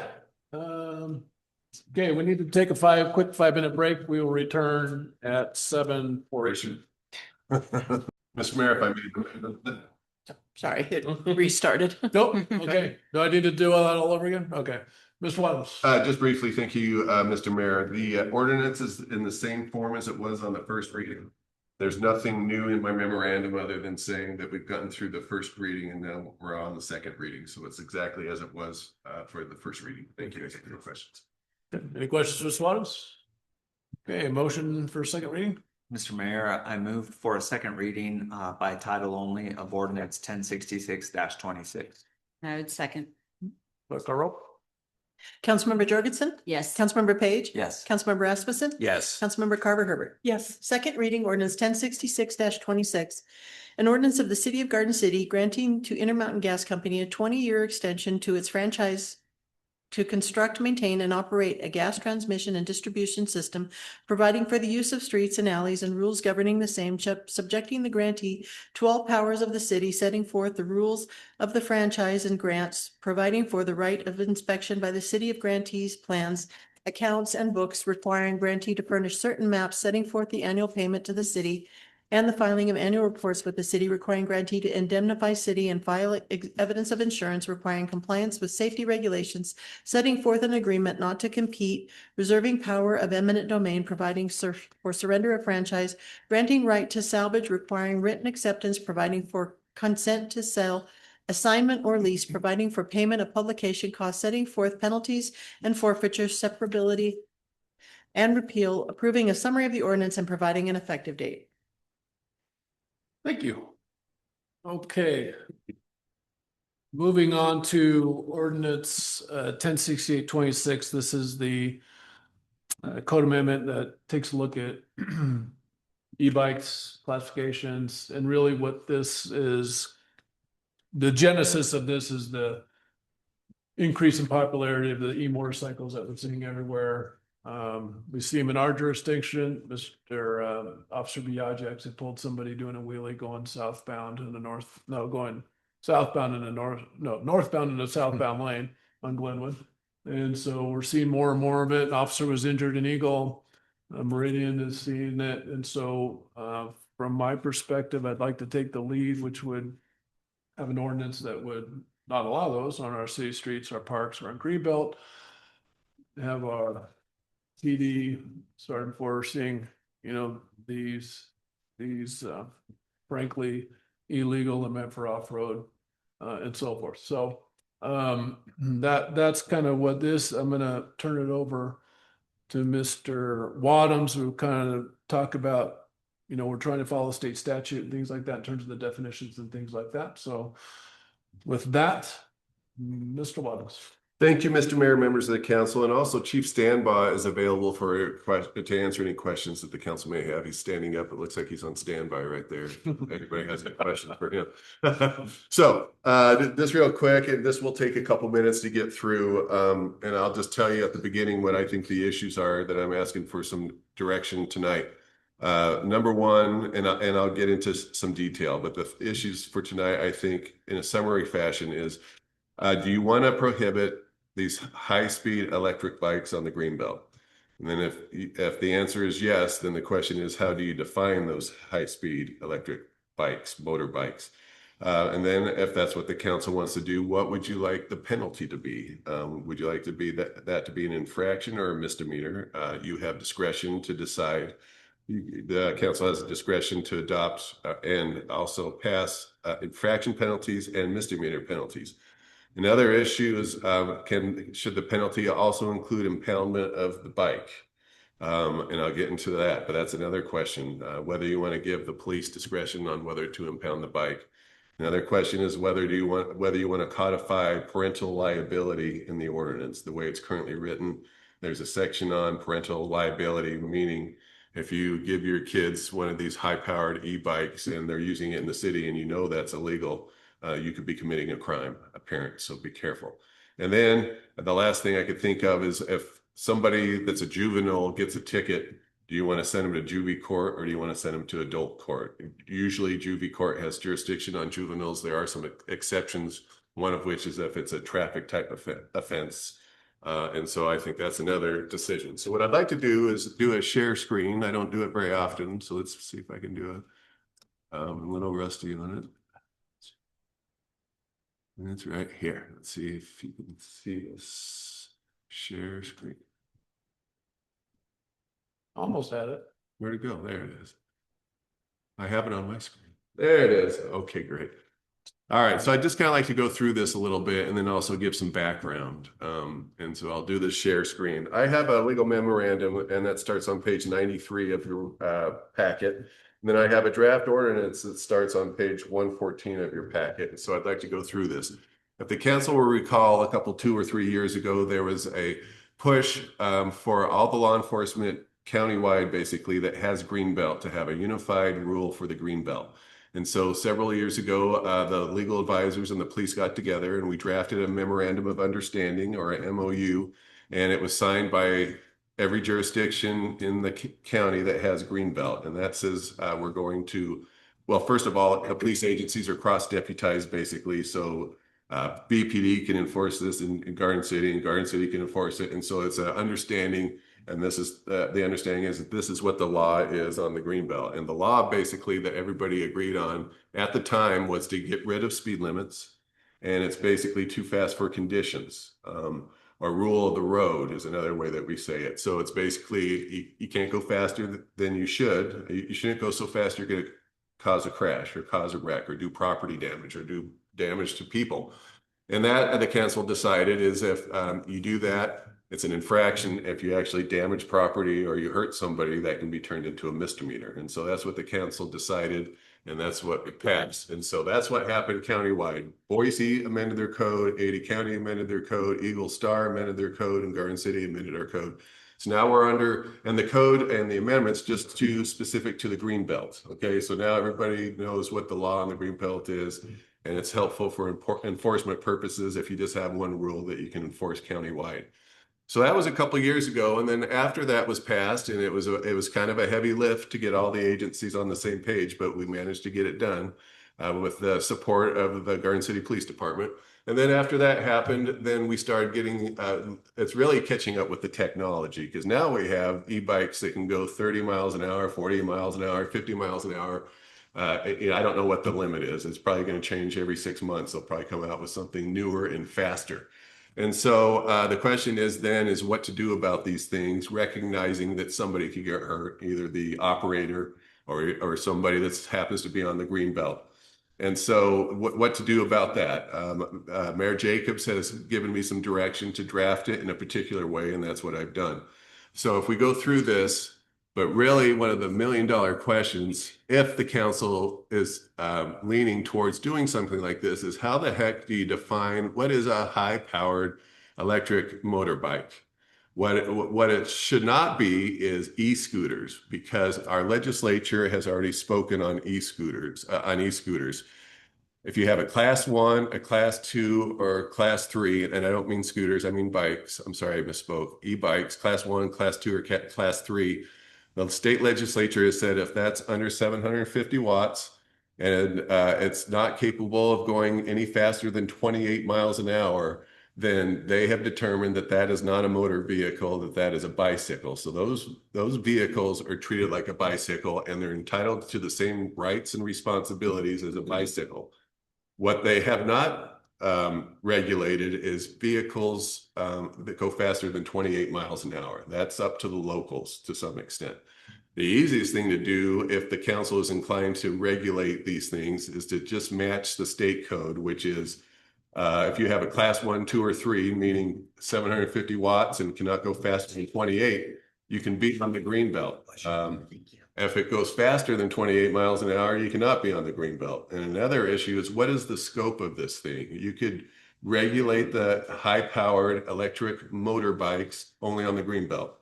You could also regulate them on crosswalks. You could regulate them in the state or in the city. You could regulate them in parks. You could regulate them in bike lanes and bike paths. So what is the scope of the regulation? That's another thing to be decided.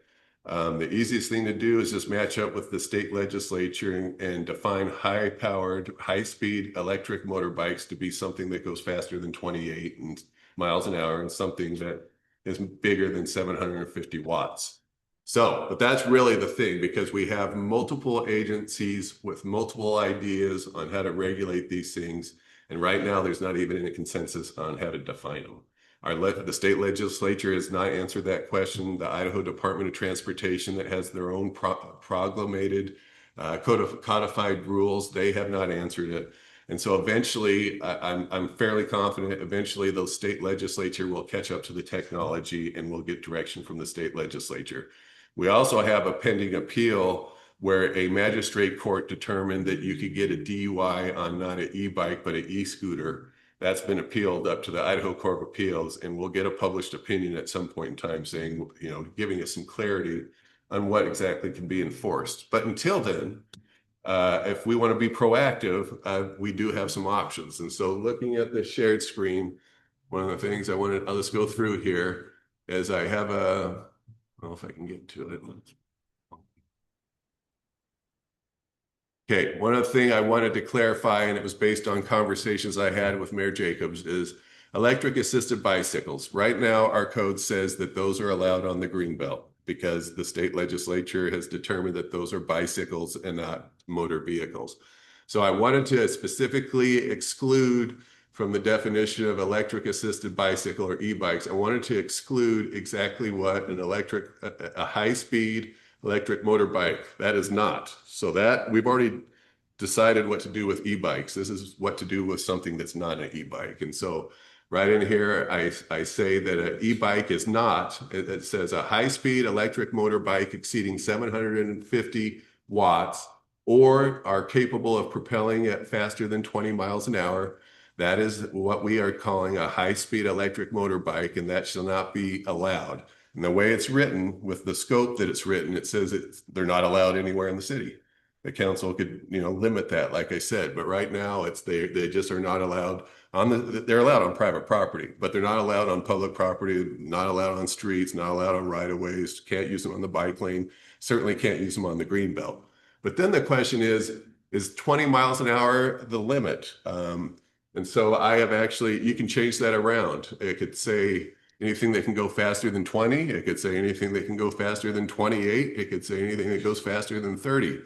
You have some discretion on that. But I know I have heard when I was prepping this that people have different opinions on how fast they should, what's the cutoff on how fast they can go.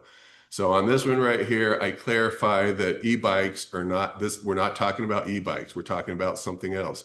And then I go on to define what it is. High-speed electric motorbike is this. Currently, it says more than 750 watts and can go faster than 20 miles an hour.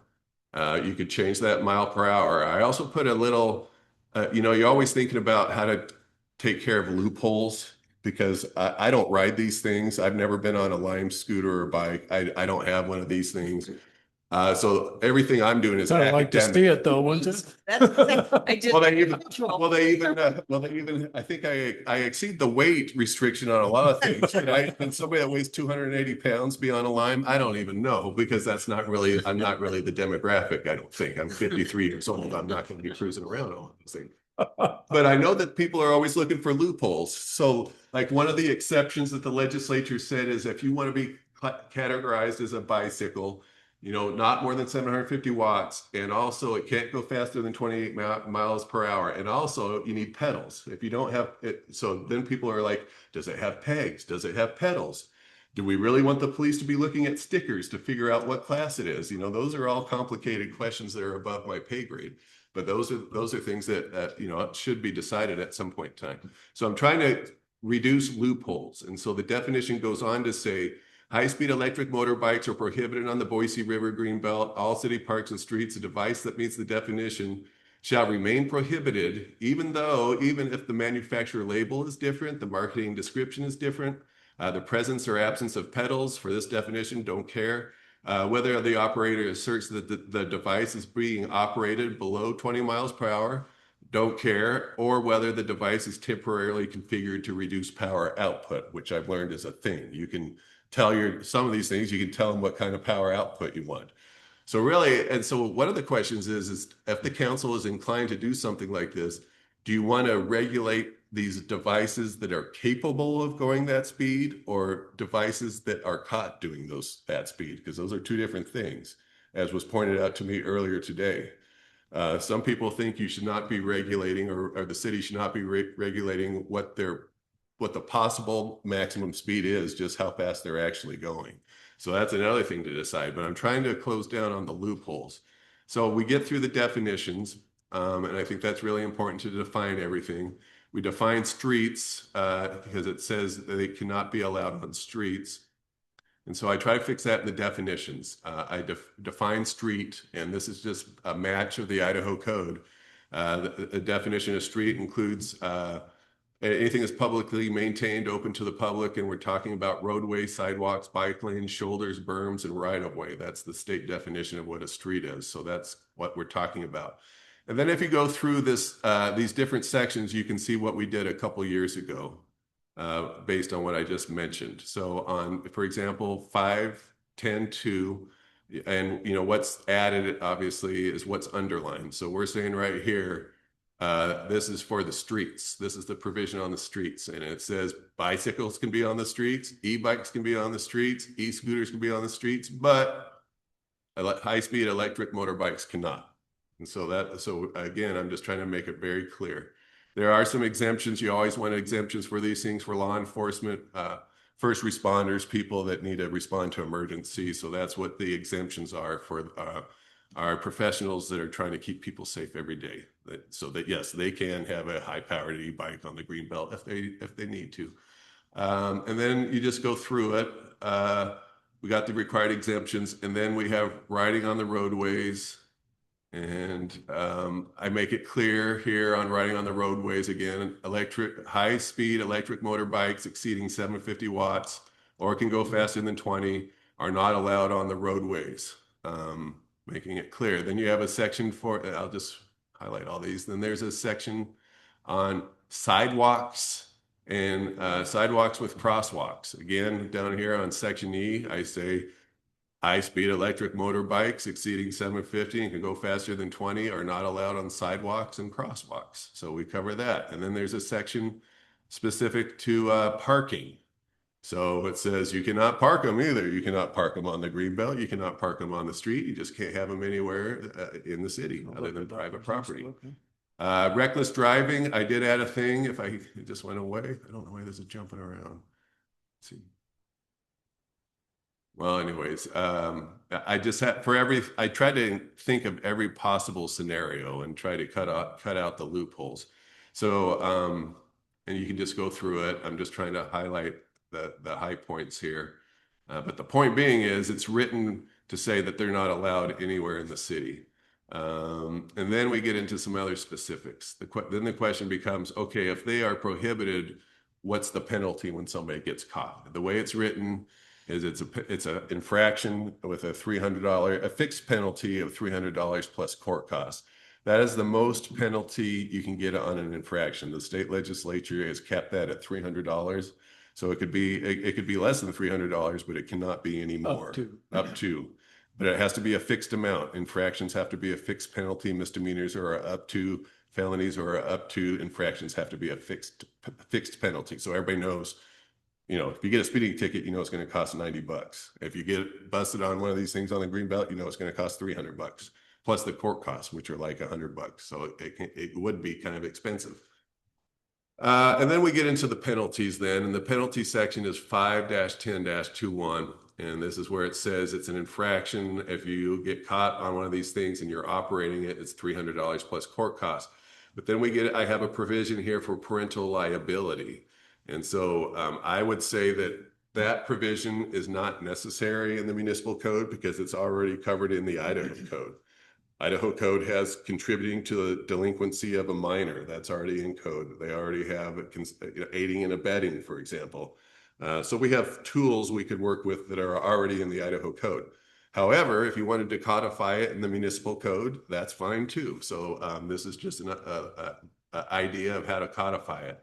It says a parent or guardian who knowingly provides a high-speed electric motorbike to a juvenile with knowledge of or reasonable grounds to know it's an illegal may be charged as an accomplice contributing to juvenile delinquency or some other independent violation. So that's in there. It doesn't have to be in there, but it's currently in there. And then this D right here, 5-10-21D says we can impound them, or the police have discretion to impound them. I've thought about that issue a fair amount, and if that's something that the council is inclined to give the police the discretion, I think there needs to be some more sideboards. I am not comfortable recommending impoundment if the charge is an infraction, for example.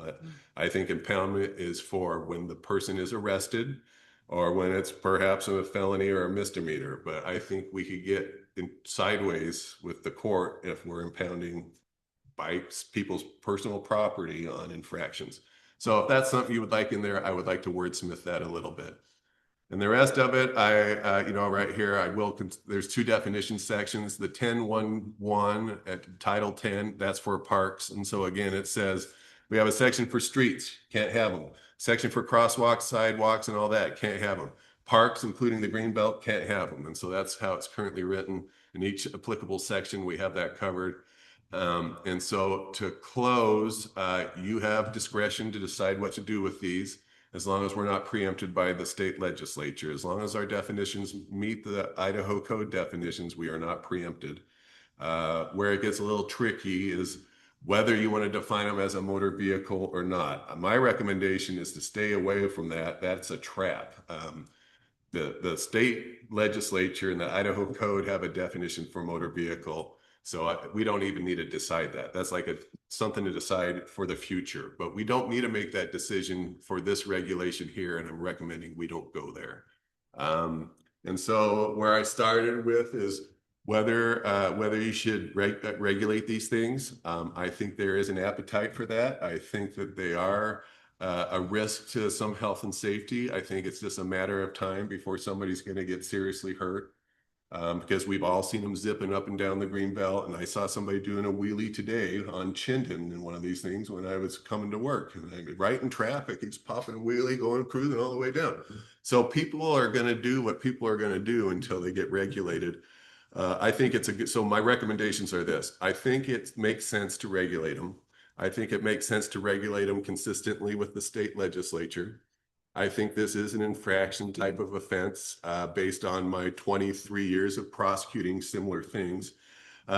Just as a reminder, under our contract with the Ada County Prosecutor's Office, my office prosecutes municipal code. So it will be my office prosecuting these if the citation's ever issued. So if I'm your prosecutor, I'm comfortable with an infraction with a $300 fine plus court costs. I am comfortable with some kinds of impoundment as long as there's some sideboards that say not on infractions.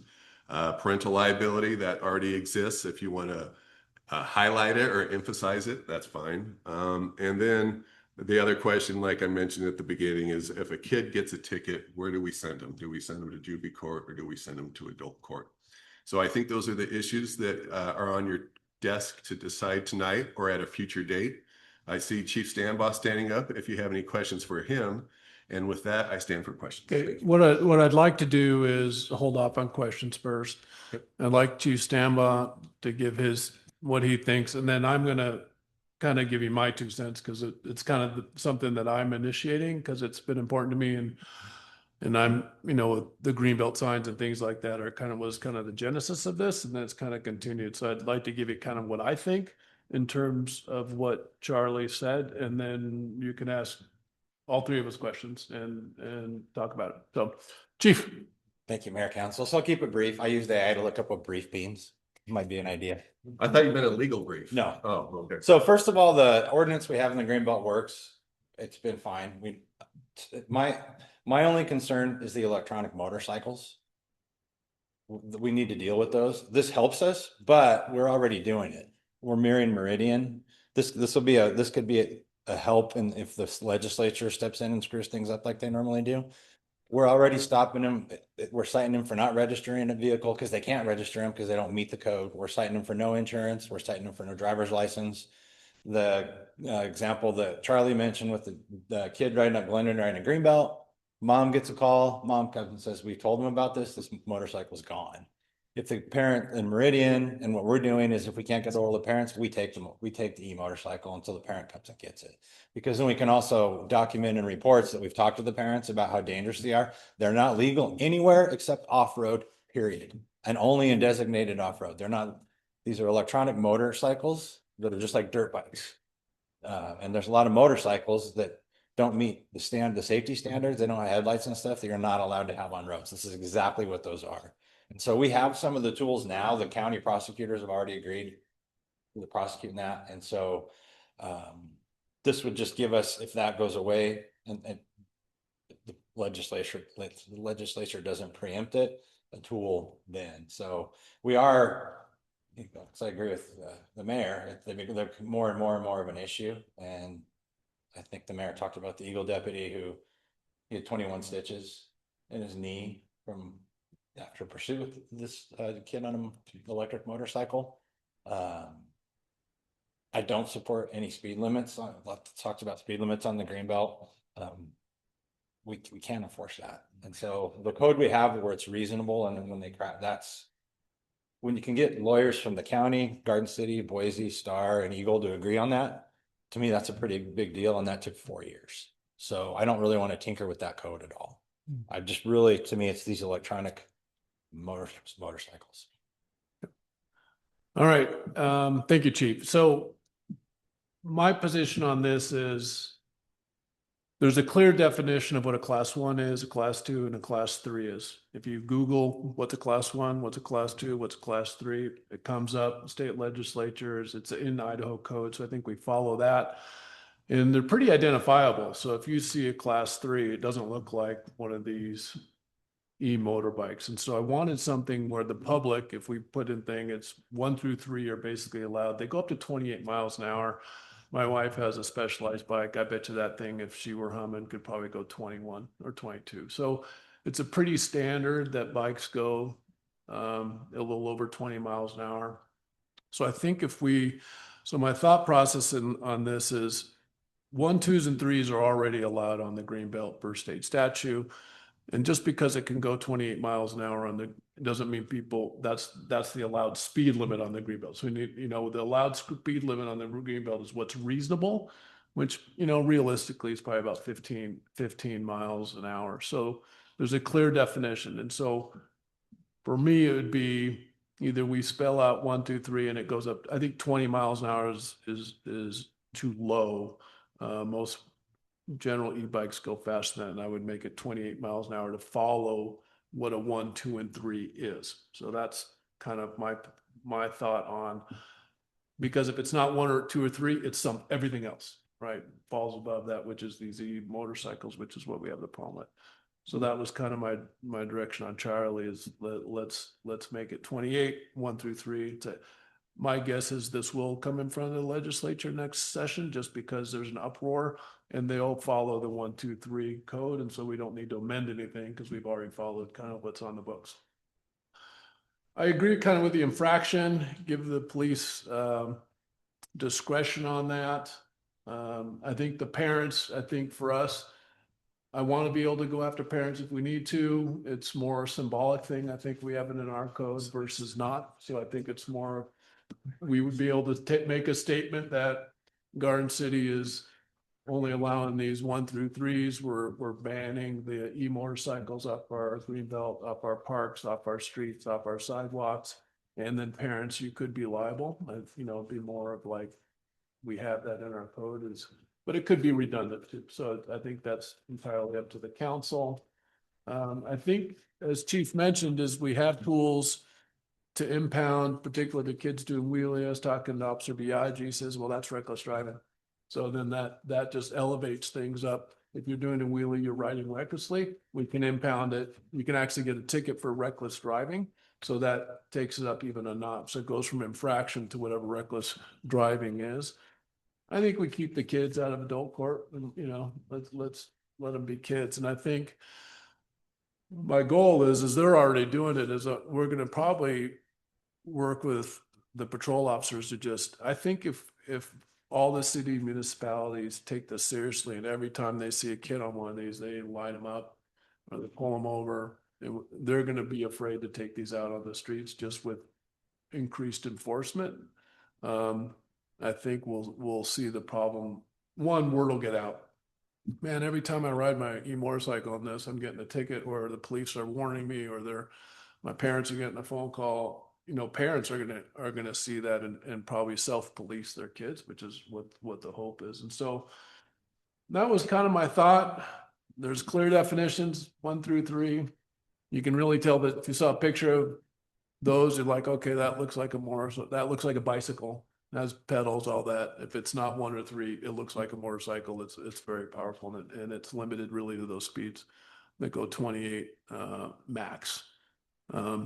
Most are going to be below that, but that'd be the upper range. And so I think we ought to match our code to what the definition of the 1 through 3 is. So that's kind of my thought process on this. And I wanted, it's kind of the cause that I've kind of taken up with the TVP, and we had the press release here a week ago, and we've gotten the signs and we've been very visible about it. So I think it'd be good for Garden City to kind of lead the way on this. And I have no interest in waiting for Boise to do anything because they just won't. We'll take another 4 years just to write a simple code that says we don't want e-motorcycles on our streets.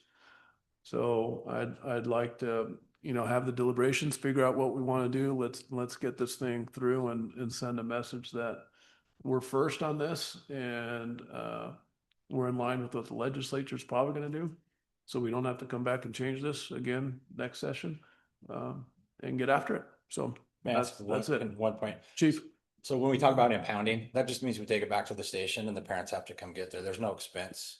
We don't call a tow truck for it. It doesn't go to a tow yard like when we impound a car on a DUI or something like that. So there's no expense there. It's really a way that we can get the parents at the police station to get a little bit of a talking to as a parent. Like, what are you doing? Do you know the law? It gives us you may even write a ticket, but if they the first time we can document it, and then if it happens again, we have a report that documents, hey, Charlie's letting his kid ride this after he's been warned.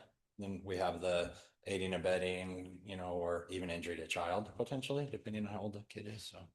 So it gives us teeth. Mr. Mayor, if I could just clarify one thing, I neglected one thing. On page 126 through 127 of your packet, there's some highlighted wording, and I forgot to tell you what that means. That highlighted wording on page 126 and 127 of your packet, that's some suggested wording if you did want to define these as motor vehicles. So I put that in there in case that's what the council wants to do. Again, my recommendation is to not specifically define them as motor vehicles and to do something like what is not highlighted. But if the council feels strongly that they should be defined as a motor vehicle, something that would look something like what's highlighted on page 126 and 127 of the packet. Real quickly on that one point, and can I just ask a quick question? Yeah, well, I think Charlie and Chief and I are done. So with that, we all stand for questions. So ask away. Okay, thank you.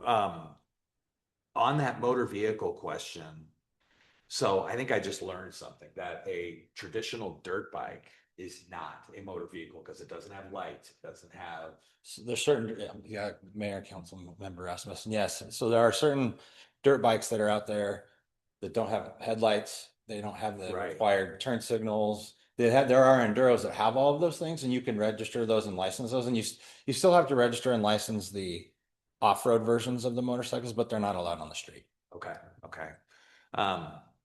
Okay, thank you. That was it. I just want to make sure I understood that. Okay. And then I'll have more, but I'll. Gotta have a blinker, gotta have a license plate, gotta have a headlight. Yeah. It was kind of it, right? Okay, further questions? Mr. Mayor, Councilmember? Chief Samba, you kind of softly made a comment about the speed limit. Can you explain that? Hi, Mayor, Council Member Jorgensen, just like it was when we talked about 3 years ago, we can't enforce the speed limit on a green belt. So great, I have a e-bike just doing 35 miles an hour down the green belt. The danger that would cause in us to try to, if we had an e-bike that could go that fast to try to catch them, not worth it. We'd have to have an e-bike that could go that fast. There's just no way to enforce it. And so the ordinance that the attorneys came up with and crafted the legal wording gives us it's actually better because it gives us broader enforcement power. So like if they crash or hit something, it's kind of Charlie, there's speed limit, which is the posted speed, exceeding the posted speed, that's a code, but there's also speed too fast for conditions. So maybe they're not speeding, but they slide through a stoplight in the winter and hit someone. That's a different code. This is what this code on the greenbelt gives us. It's like, we don't have a set speed, but you have a speed basically that's too fast. It's not reasonable and it causes something to happen. Yeah. Driving for the conditions, like driving in snow, right? Going too fast in the snow. But if they're going 35 and a 25 on the street, you could ticket them for speeding. But Chief, you're saying that there's no way we're not measuring that, and there's no way to enforce that component. No, ma'am. I can't enforce it. Like if you put a speed in the 28 miles an hour, I commute back and forth on the green belt my bike quite a bit. Yeah. I can hit 28 miles an hour on that pretty easy. And so even if there was an officer that passed me and thought I was speeding, they're not gonna catch me. Right. And so, So what is the purpose of including it in the? Well, I think language? just because it's the class of bike. And so if you look up classes of bike, one is like a traditional bike, two is X, and three is an e-bike that is 750 watts and does not go over 28 miles an hour. So by definition, it's defined. And so if you were to Google that, it tells you what it is, right? And so I think having our code match clear definitions is important, and definite, and class 1, 2, and 3 have been defined. And so if it's not one of those, it's not allowed, right? And so the motorbikes, which is where the gist of this conversation, don't fall into 1, 2, or 3. They're more than 750 watts. In some cases, they go up to 25,000 watts, and they go 60 to 80 miles an hour, right? So depending on the bike, they haul, right? They are a motorcycle intended for BLM use on the land. And so that was, from my perspective, it was like, well, if I'm articulating to somebody, it's like, we only allow 1, 2, and 3. Residents can look that up and see what it is, and there's a clear definition. Which And so I that's understand. the point. The intent of my question is, if there's no teeth in it, why include the language? And then beyond that, and then my next question is, if we're going to include it, why wouldn't we align it with the state code? I mean, why would we deviate if they're saying 28 miles per hour? Why are we gonna try to create a cutout and say, Well, we're 20? Well, that's why I'm saying I like the language. I don't agree with 20. I want it to be 28, which is what aligns with state code. So and it's not is we can't enforce speeds on the green belt, but we can enforce. It's more of the overall code of what's allowed on our streets and parks and things like that. 1, 2, 3 are allowed on our green belt. They're allowed on our streets, but if they're not a 1, 2, or 3, they're not allowed anywhere. And so I think. And that 1, 2, and 3 is what's written into the state statute. It's defined in that code. I want to match that. So we can go say, we can change the definitions in here and not list the miles per hour. Maybe we just say 1, 2, or 3. And that, instead of having a mile per hour, I think is what you're asking. And maybe Correct. we do that and not have a speed limit. Mayor, real quick, I think the point is that only applies to the green belt. We're not talking about the streets. Right. So, and basically having them outline, if we just say they're not, the code, basically our code would can apply to everything, but specifically to the green belt, because the state code can't regulate the green belt. We can use state code when they're on any public road. So if we did, for example, catch, like if Corporal Biaggi had paced or gotten the kid on the motorcycle who was on radar, if he didn't cite him for reckless and he was doing 50 going up Glenwood, he could get cited for speeding. But that was on a public road in which we're we're only talking, the speeds are only related to the green belt. Correct. You might be able to pull someone if you're on a connector to the green belt and you see some guy zipping off the connector onto it, you might be able to light them up then. Mr. Mayor, can I try to answer Councilmember Jorgensen's question? You may. So, thank you. So too fast for conditions is what we currently have for the green belt. And that is mirrored after the state code for motor vehicles. And I have gone to trial on that probably 100 times. And so that usually where that comes up is where there's an accident, where somebody slides on some ice. So what it means is when it's icy, you got to slow down. When it's really congested, you got to slow down. And how do we know you didn't do that? Because you ran somebody over. And so that's when the prosecution would come in. How do we know it's too fast for conditions? With a motor vehicle, I'd go to trial all the time and somebody would say, I wasn't going too fast for conditions. And then I say, yes, you were. Why? Because you rear-ended the car in front of you when you slid on ice. That is too fast for conditions because you rear-ended somebody. Or how do I know you're tailgating somebody? It's because you rear-ended them. I mean, if you weren't tailgating them, then you never would have rear-ended them. So it depends on the conditions. If it's icy, you got to go slower. If it's congested, it's going to go slower. And I think where we're going to enforce it is when there's an accident, there's a collision, or the officer, it's happening right, and the officers, they're an eyewitness to what's going on. So sometimes it speaks for itself. And so that's why we like the flexibility, because 15 might be way too fast if there's a bunch of ice out there with a bunch of kids and animals going around. Another reason why I like this, and I didn't say it though, is also just to protect the city from liability. Because when somebody gets hurt, somebody's going to get sued, and the city can say, "We heard from the people. We are trying to protect trying to protect the public, and we've made this law for that purpose. So don't sue us. Don't come looking at us. We're doing everything we can to prevent this type of behavior." So I think it helps us from a liability standpoint as well.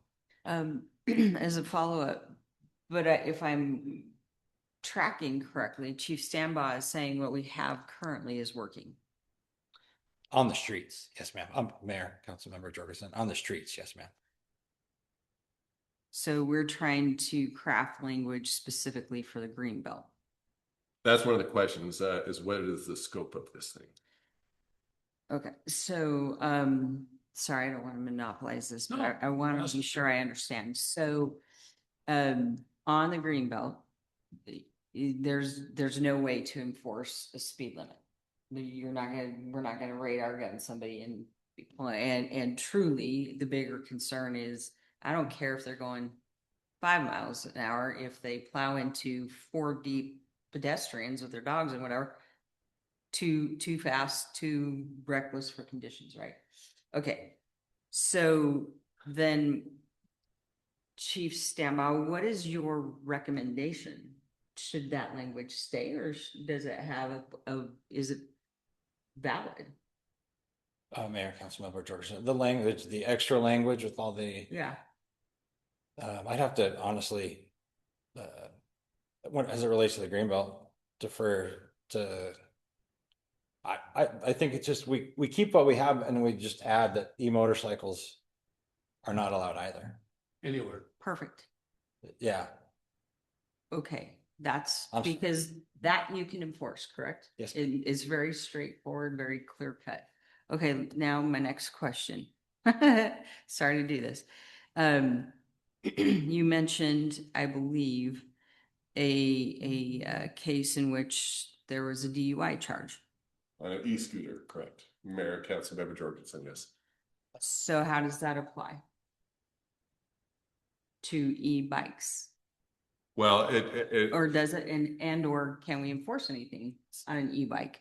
Mayor, Councilmember Jorgensen, my answer is it'll just provide clarity on what a motor vehicle is. Is a motor vehicle an e-scooter? Is it an e-bike? And then once we get clarification on what a motor vehicle is, then you're better able to enforce and prosecute DUI law, no insurance law, driving without privilege law, registration law, titling, all that kind of stuff. But right now, we don't have that clarity from the legislature or the courts.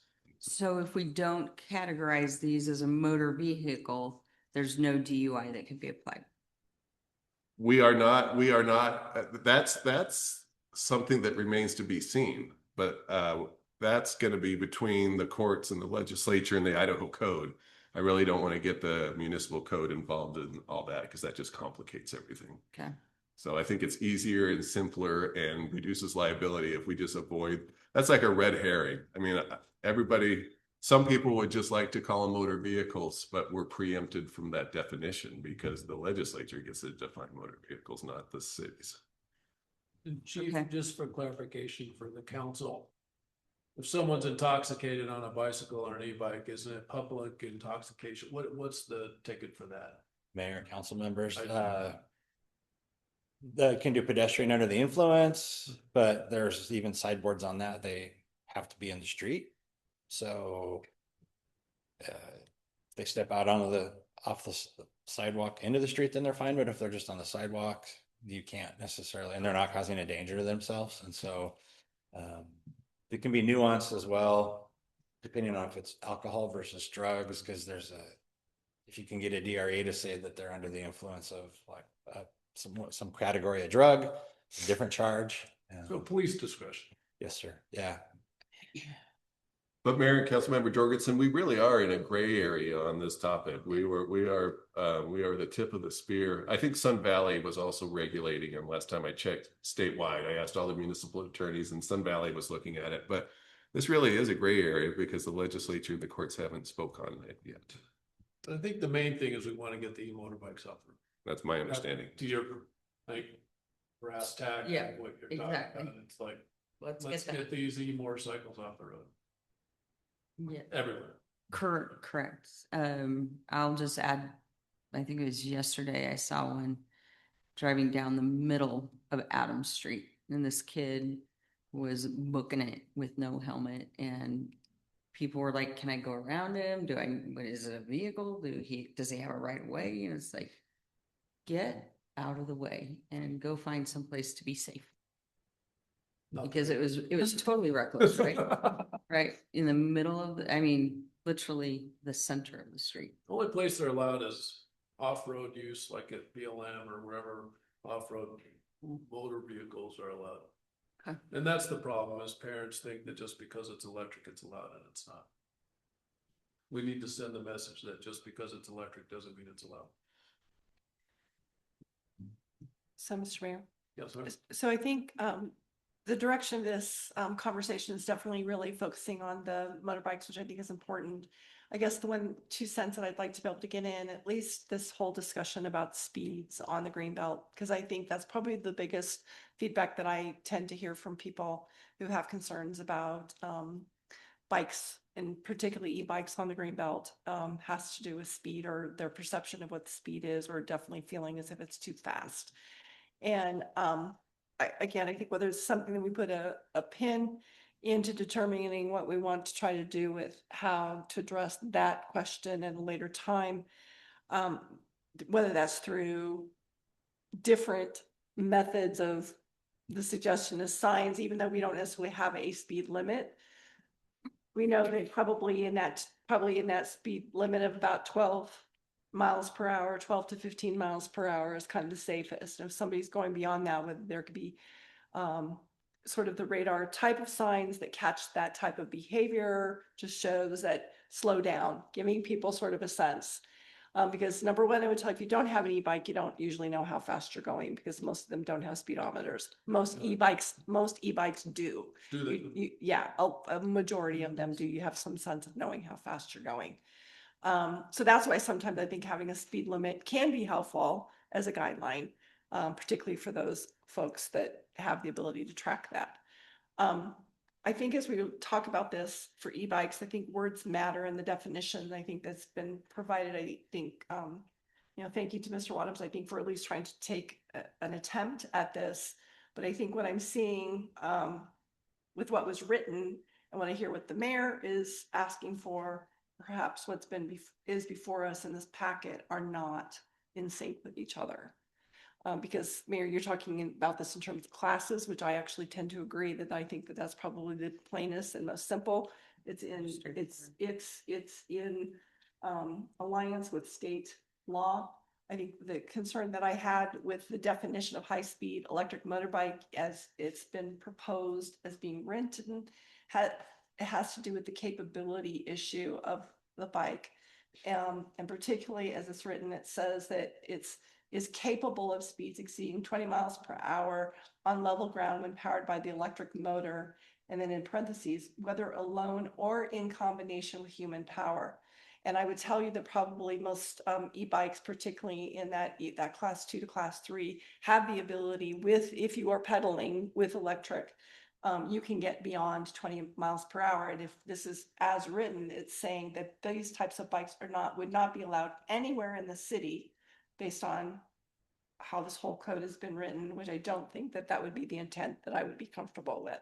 Right. So that's why I think I'm more in line with following the definitions for classes of e-bikes, and anything beyond that, 750. So it's either 1, 2, or 3, or it's not, basically. Okay. Good, thank you. Councilor Page, anything to add? I understand the purpose that we're trying to accomplish here. My concern is that we will be modifying and amending this draft in perpetuity. To me, it's a moving target. I have seen electronic skateboards with like a controller in the hand that can go 45. I've seen one wheels. There's a guy that rides on the one wheel on the road. He's in his 50s. It looks like a skate. It's like got a center wheel, right? It's very very cool looking thing. I would kill myself on it. He's under control with it, but also can go very fast. In my neighborhood, there's a disabled gentleman that has a 4-wheel off-road wheelchair that's stick steer that can go about Push that gentleman when it broke down. that can go about 45, 50 miles an hour, right? I mean, it's made for ability, people that need that mobility, right? And so, I want to be careful about Good point. What is and isn't okay. It's easy to demonize the e-motorcycles because that officer did get hurt and a child in Eagle is dead. And, that's, those are real things. And I understand wanting to get in front of that. I think simpler is better in any legislation that we do. And the more we can rely on state definitions, the better. And so compliments to Mr. Wadhams for that and staying in a lane. I don't think we want to define a motor vehicle because that's the state's job. I also, to this question of penalty, I think that we should consider misdemeanors in some, because I think people should be on the hook for liability. If another person gets hurt, if property gets damaged, a misdemeanor allows for restitution. Infractions don't, right? And I'll let Charlie speak more about that, but it's true. But I think generally an infraction is the proper tool, but there will be circumstances where that's an inadequate tool. So adult or juvenile court, I think, kids are kids. Let's let kids be kids. And adults are adults. And, if you're 18 and you do something like this, then you're in district court or misdemeanor court, but district court, I should say. But I hesitate to draft a policy that's so narrowly focused that we will be amending it and modifying it with every new technological thing that's gizmo that comes out. That's just as a policy perspective. We need to do something. Yeah, we need to.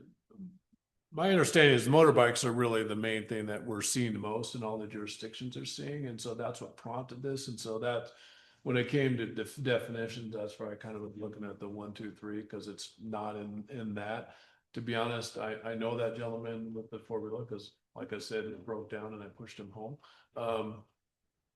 And I don't even know what category that would fall into.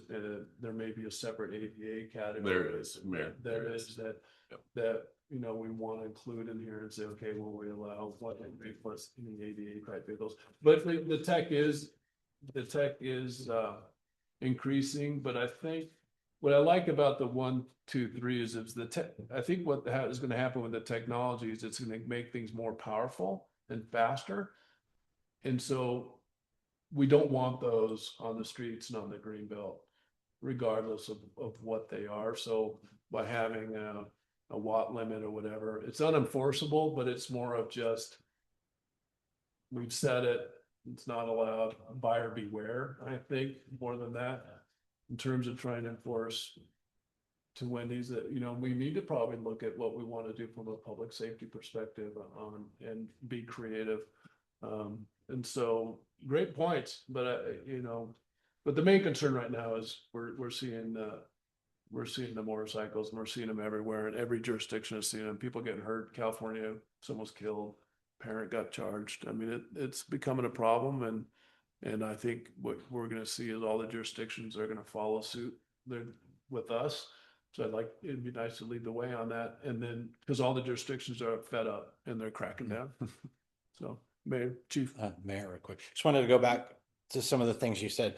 We've actually talked about the signs, the flash, having, like you see on the sides of the roads, talking to Colin and talking to boys. Those, unfortunately, because of what they are and what they'd be used for, just add 30% to what you think they cost. They're expensive and you have to run power. So, you know, from a public safety standpoint on the greenbelt, that would be a great thing. I think, and bicyclists aren't going to like this. And like I said, I bicycle a lot.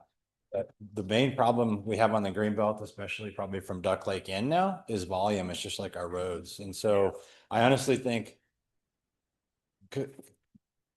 years ago, we put detectives out on the greenbelt in plain clothes and shorts and t-shirts. And like I've said before, it's not just e-bikes. It's the people who think they're training for the Olympics on there. It's the people who have kids who let them wander around and then go in front of a bike. It's people with dogs. It's two people walking down the greenbelt and stop in the middle and talk. And so some education, but I think if the mayor's vision comes true from the boardwalk going down to the riverside, as that develops and gets busier, the council and I think all the councils are going to have to consider hard stops where you have to get off your bike and go through a turnstile just to slow you down. And so I just think there's other options that I might have to consider later down the road. Yeah, again, not discussion for tonight, but we've thought about some of these things. It's just a lot of it comes down to money. And so Thank you. Yeah.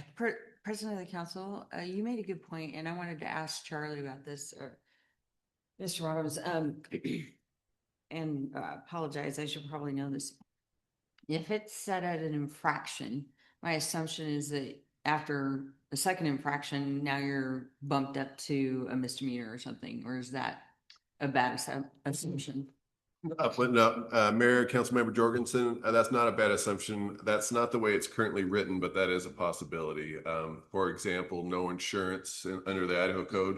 First time you got caught driving with no insurance, an infraction. If you get caught a second time within 5 years, that's a misdemeanor. That is something we could do here. Also on the rule of the road that we passed in 24, 25 that we've been talking about, that also has a escalator.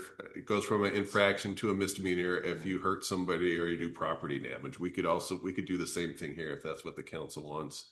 Or we could say if you first time's an infraction and if you keep doing it, now you're going to be looking at a real crime and not just a civil penalty. So those are all options that are on the table for sure. Just remember, I'm sorry, Mayor, just remember if it's a misdemeanor, then now they have a right to a public defender and now they have a right to a jury trial of 6 people which will take all day instead of a 30-minute judge trial with a judge. So those are all also practical applications that I think are relevant. Mr. Wadhams, can you write that where it's just really law enforcement discretion?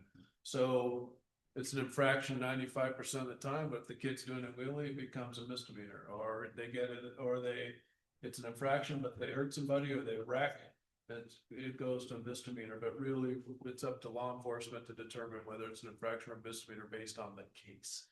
Is it that flexible? Mr. Mayor, I think that's too flexible. Officers always have the discretion if they could charge it as a following too close infraction or inattentive driving as a misdemeanor. They have the discretion to do that. If it's nobody got hurt, maybe it's an infraction. If somebody got hurt, maybe it's a misdemeanor. So they already have that. They already have that discretion. So I would caution that we don't want to make it too flexible, because then that's when we get sideways and people say, well, I didn't understand that was, so I think we should have some sideboards codified on that. Thank you. Yes. Mr. Watermus, Mr. Mayor, I would like to see that, in my opinion, be a reflection of what we already have. So there should be an escalator. Like I personally am okay starting out at an infraction, but if there are certain conditions, repeat offenders, then I think it should be escalated. I have no legal issues with that. I mean, there are multiple examples where that happens. So I'd be happy to do that if that's what I'm tasked with. when I started in law enforcement, you got your third DWP, driving without a license, you went to prison. Felony. Now they're all infractions. Went from a felony to an infraction. Escalators are good. So we've heard some really good debate and kind of definition. So I'm going to put it in your court, Mr. Wadhams. You heard from myself, Council President Page, Councilmember Carver Herbert, Councilmember Jorgensen, Counselor, do you have any comment? And then Yeah, I'd like I, to kind of summarize what we ought to do. It'll be brief. I'm quite supportive of this. I think, defining it by classification, is, to me, makes the most sense as well. So just class 1, 2, or 3, class 4, e-motorbikes, whatever the code ends up saying is just, I mean, what we basically drafted is what I'm supportive of. And then I did have a very small detailed question. Does the code as it's written now, the draft, I should say, include pedestrian easements? Should there be something that says, or would that already be included in, like, you cannot have one of these things anywhere in the city, but you've listed, streets, the green belt, whatever, because the reason I ask is because there is a pedestrian easement in my neighborhood, and they're whipping through there to get from one street to another. Mayor, Council Member Rasmussen, we could definitely include that. Yeah. I would argue in court that that's already covered. Okay. But I think we're already covered, because it basically says the only place but your issue, private property. And I don't even know if we can regulate, Okay. regulating private property, that's a whole different layer to it. So for example, like in a parking lot crash, unless it's a DUI or like a reckless, we can't enforce state code on private property. Right. So Okay. So if same thing. we'd have to, I honestly, we'd probably have to look at the legalese of the deed, I guess you'd say, and maybe it was deeded to the city to allow that. I don't know. But if it's you're owned by your HOA, it could be tough. Yeah. Maybe reckless. So you're gonna love this answer. It's maybe. You nail them when they get to Riverside Drive is what you do. Man. It's complicated. So, no, go ahead. Okay, this is just really quick, and I'm kind of a vision thing for what it's worth. I'm just gonna say it because this issue to me is coming up because, and I think to Chief's point, the Greenbelt is a commuter way now. I mean, it just is. I think 20 years ago, it was a place to go recreate. Well, now it's a place for bicyclists and e-bikes to get from Garden City or Southeast Boise to downtown or wherever they're going, to Boise State or whatever. So things are just changing, and they're changing rapidly with the advent of e-bikes. And so I just think that we're really going to have to rethink how our rights of way are used. Because I think if we had safer right of way usage for bikes, or safer infrastructure, I should say, for e-bikes and these things on our roads, that'll take all these people off the Greenbelt, or at least a lot of them, because they just want to get from their home to, again, Boise State or downtown or whatever. And the Greenbelt right now is the safest place to do that. So that's what they're doing. And if we had other infrastructure in places that allowed them to use our streets so they can go 25 miles an hour on their e-bike, then we'll have less conflict on the Greenbelt, I think. But we don't have that right now. Yeah. But it's something, and again, it's a vision, whatever, but it's something I think that is really the crux of the problem, not class 1, class 2, class 3, class 4, whatever. Our Greenbelt is being used far differently than it was 10 years ago. Or intended, and it's the straightest line between point A and B, right? The safest And straight we, line. and council member, we could have bike lanes on every road, but every road has lights. And so people in the Greenbelt doesn't.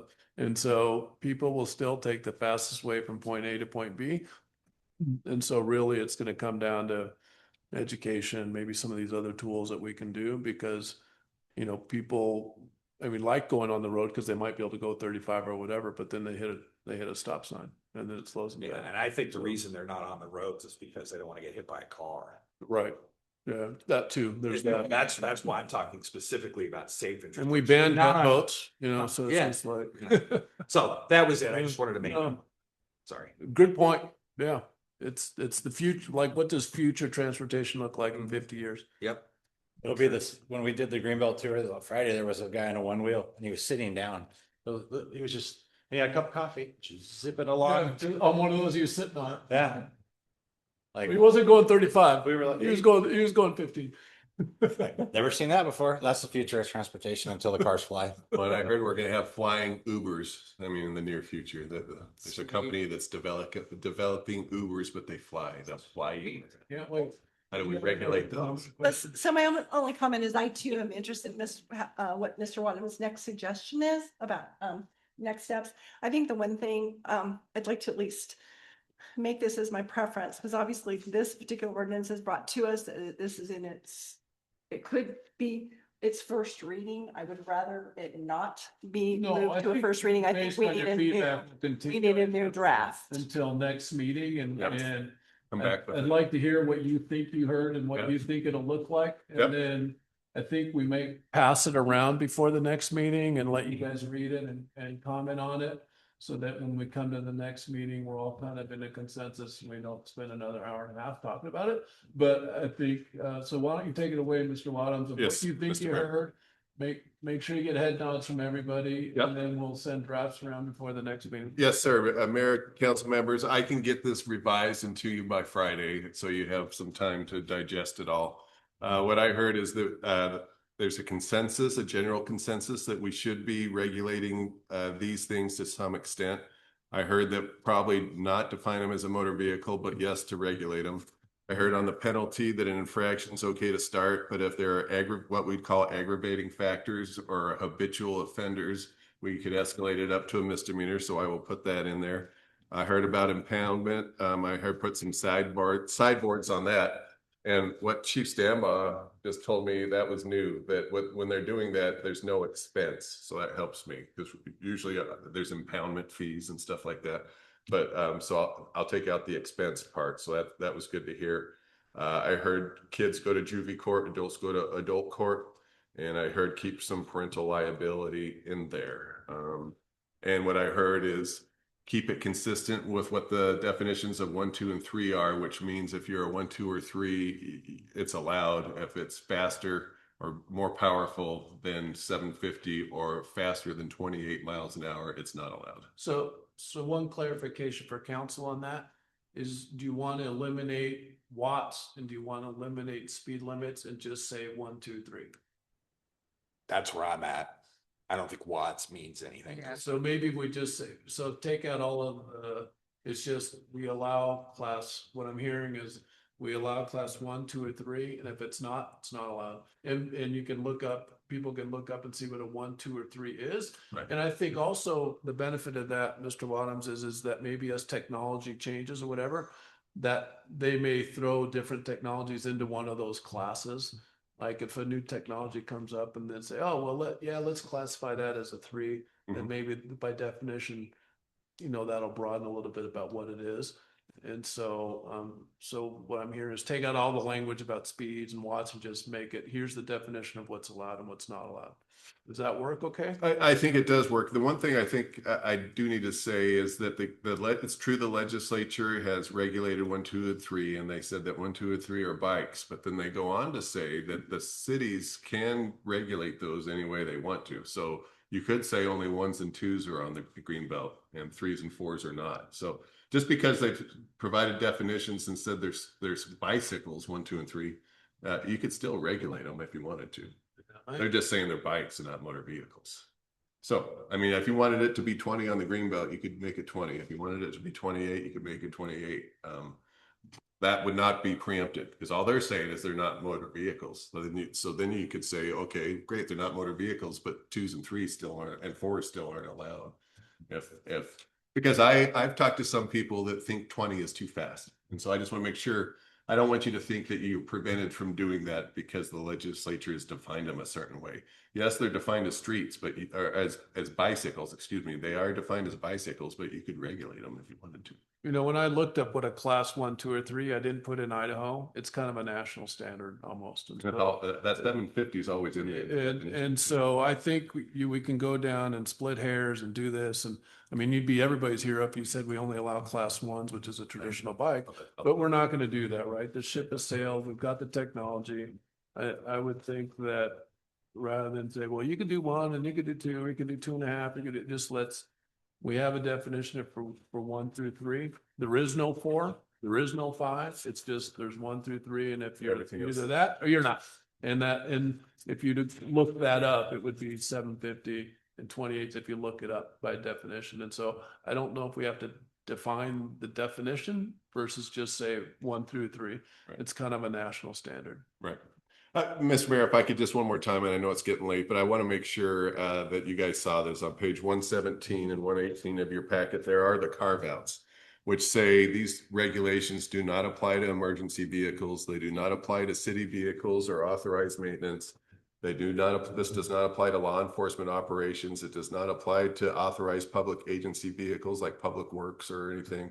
Does not apply to mobility and accessibility devices. So those are the wheelchairs. That's the ADA. That's the ADA thing. And it's also, I have a carve out in here currently that we could authorize a special event through the clerk's office to allow these if there's some scenario where you want that carve out in there. So those carve outs are in there. You could add to them or take away from them, but that's currently what the way it reads. Pretty broad, thank you. Yes. Okay, any more questions for Mr. Wadhams? Do everybody kind of agree that on that next step for have him narrow this down for everybody so we can get this done next meeting? I'll get it out to you by end of week. Thank you, Mr. Wadhams. My pleasure, Mr. On Mayor. that, I appreciate it. I like the fact that we're leading on this. We're thinking about, because it is probably one of the number one things we all hear about. So I am here to serve. and Yes, sir. if you go to the TVP, the last 2 meetings, e-motorcycles has been a hot topic of discussion. So I am here to serve. okay, with that, do we need a motion to continue this? I think what I heard, it kind of felt like this was treated as a 22nd? session. Yeah, it's almost like a work session. Right. So do you need a motion? I would like a motion. Okay, please. Council President?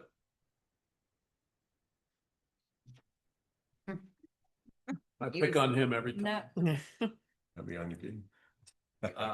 Mr. Mayor, I move to continue ordinance 1068-26 to our next meeting in contemplation of a first reading by title only.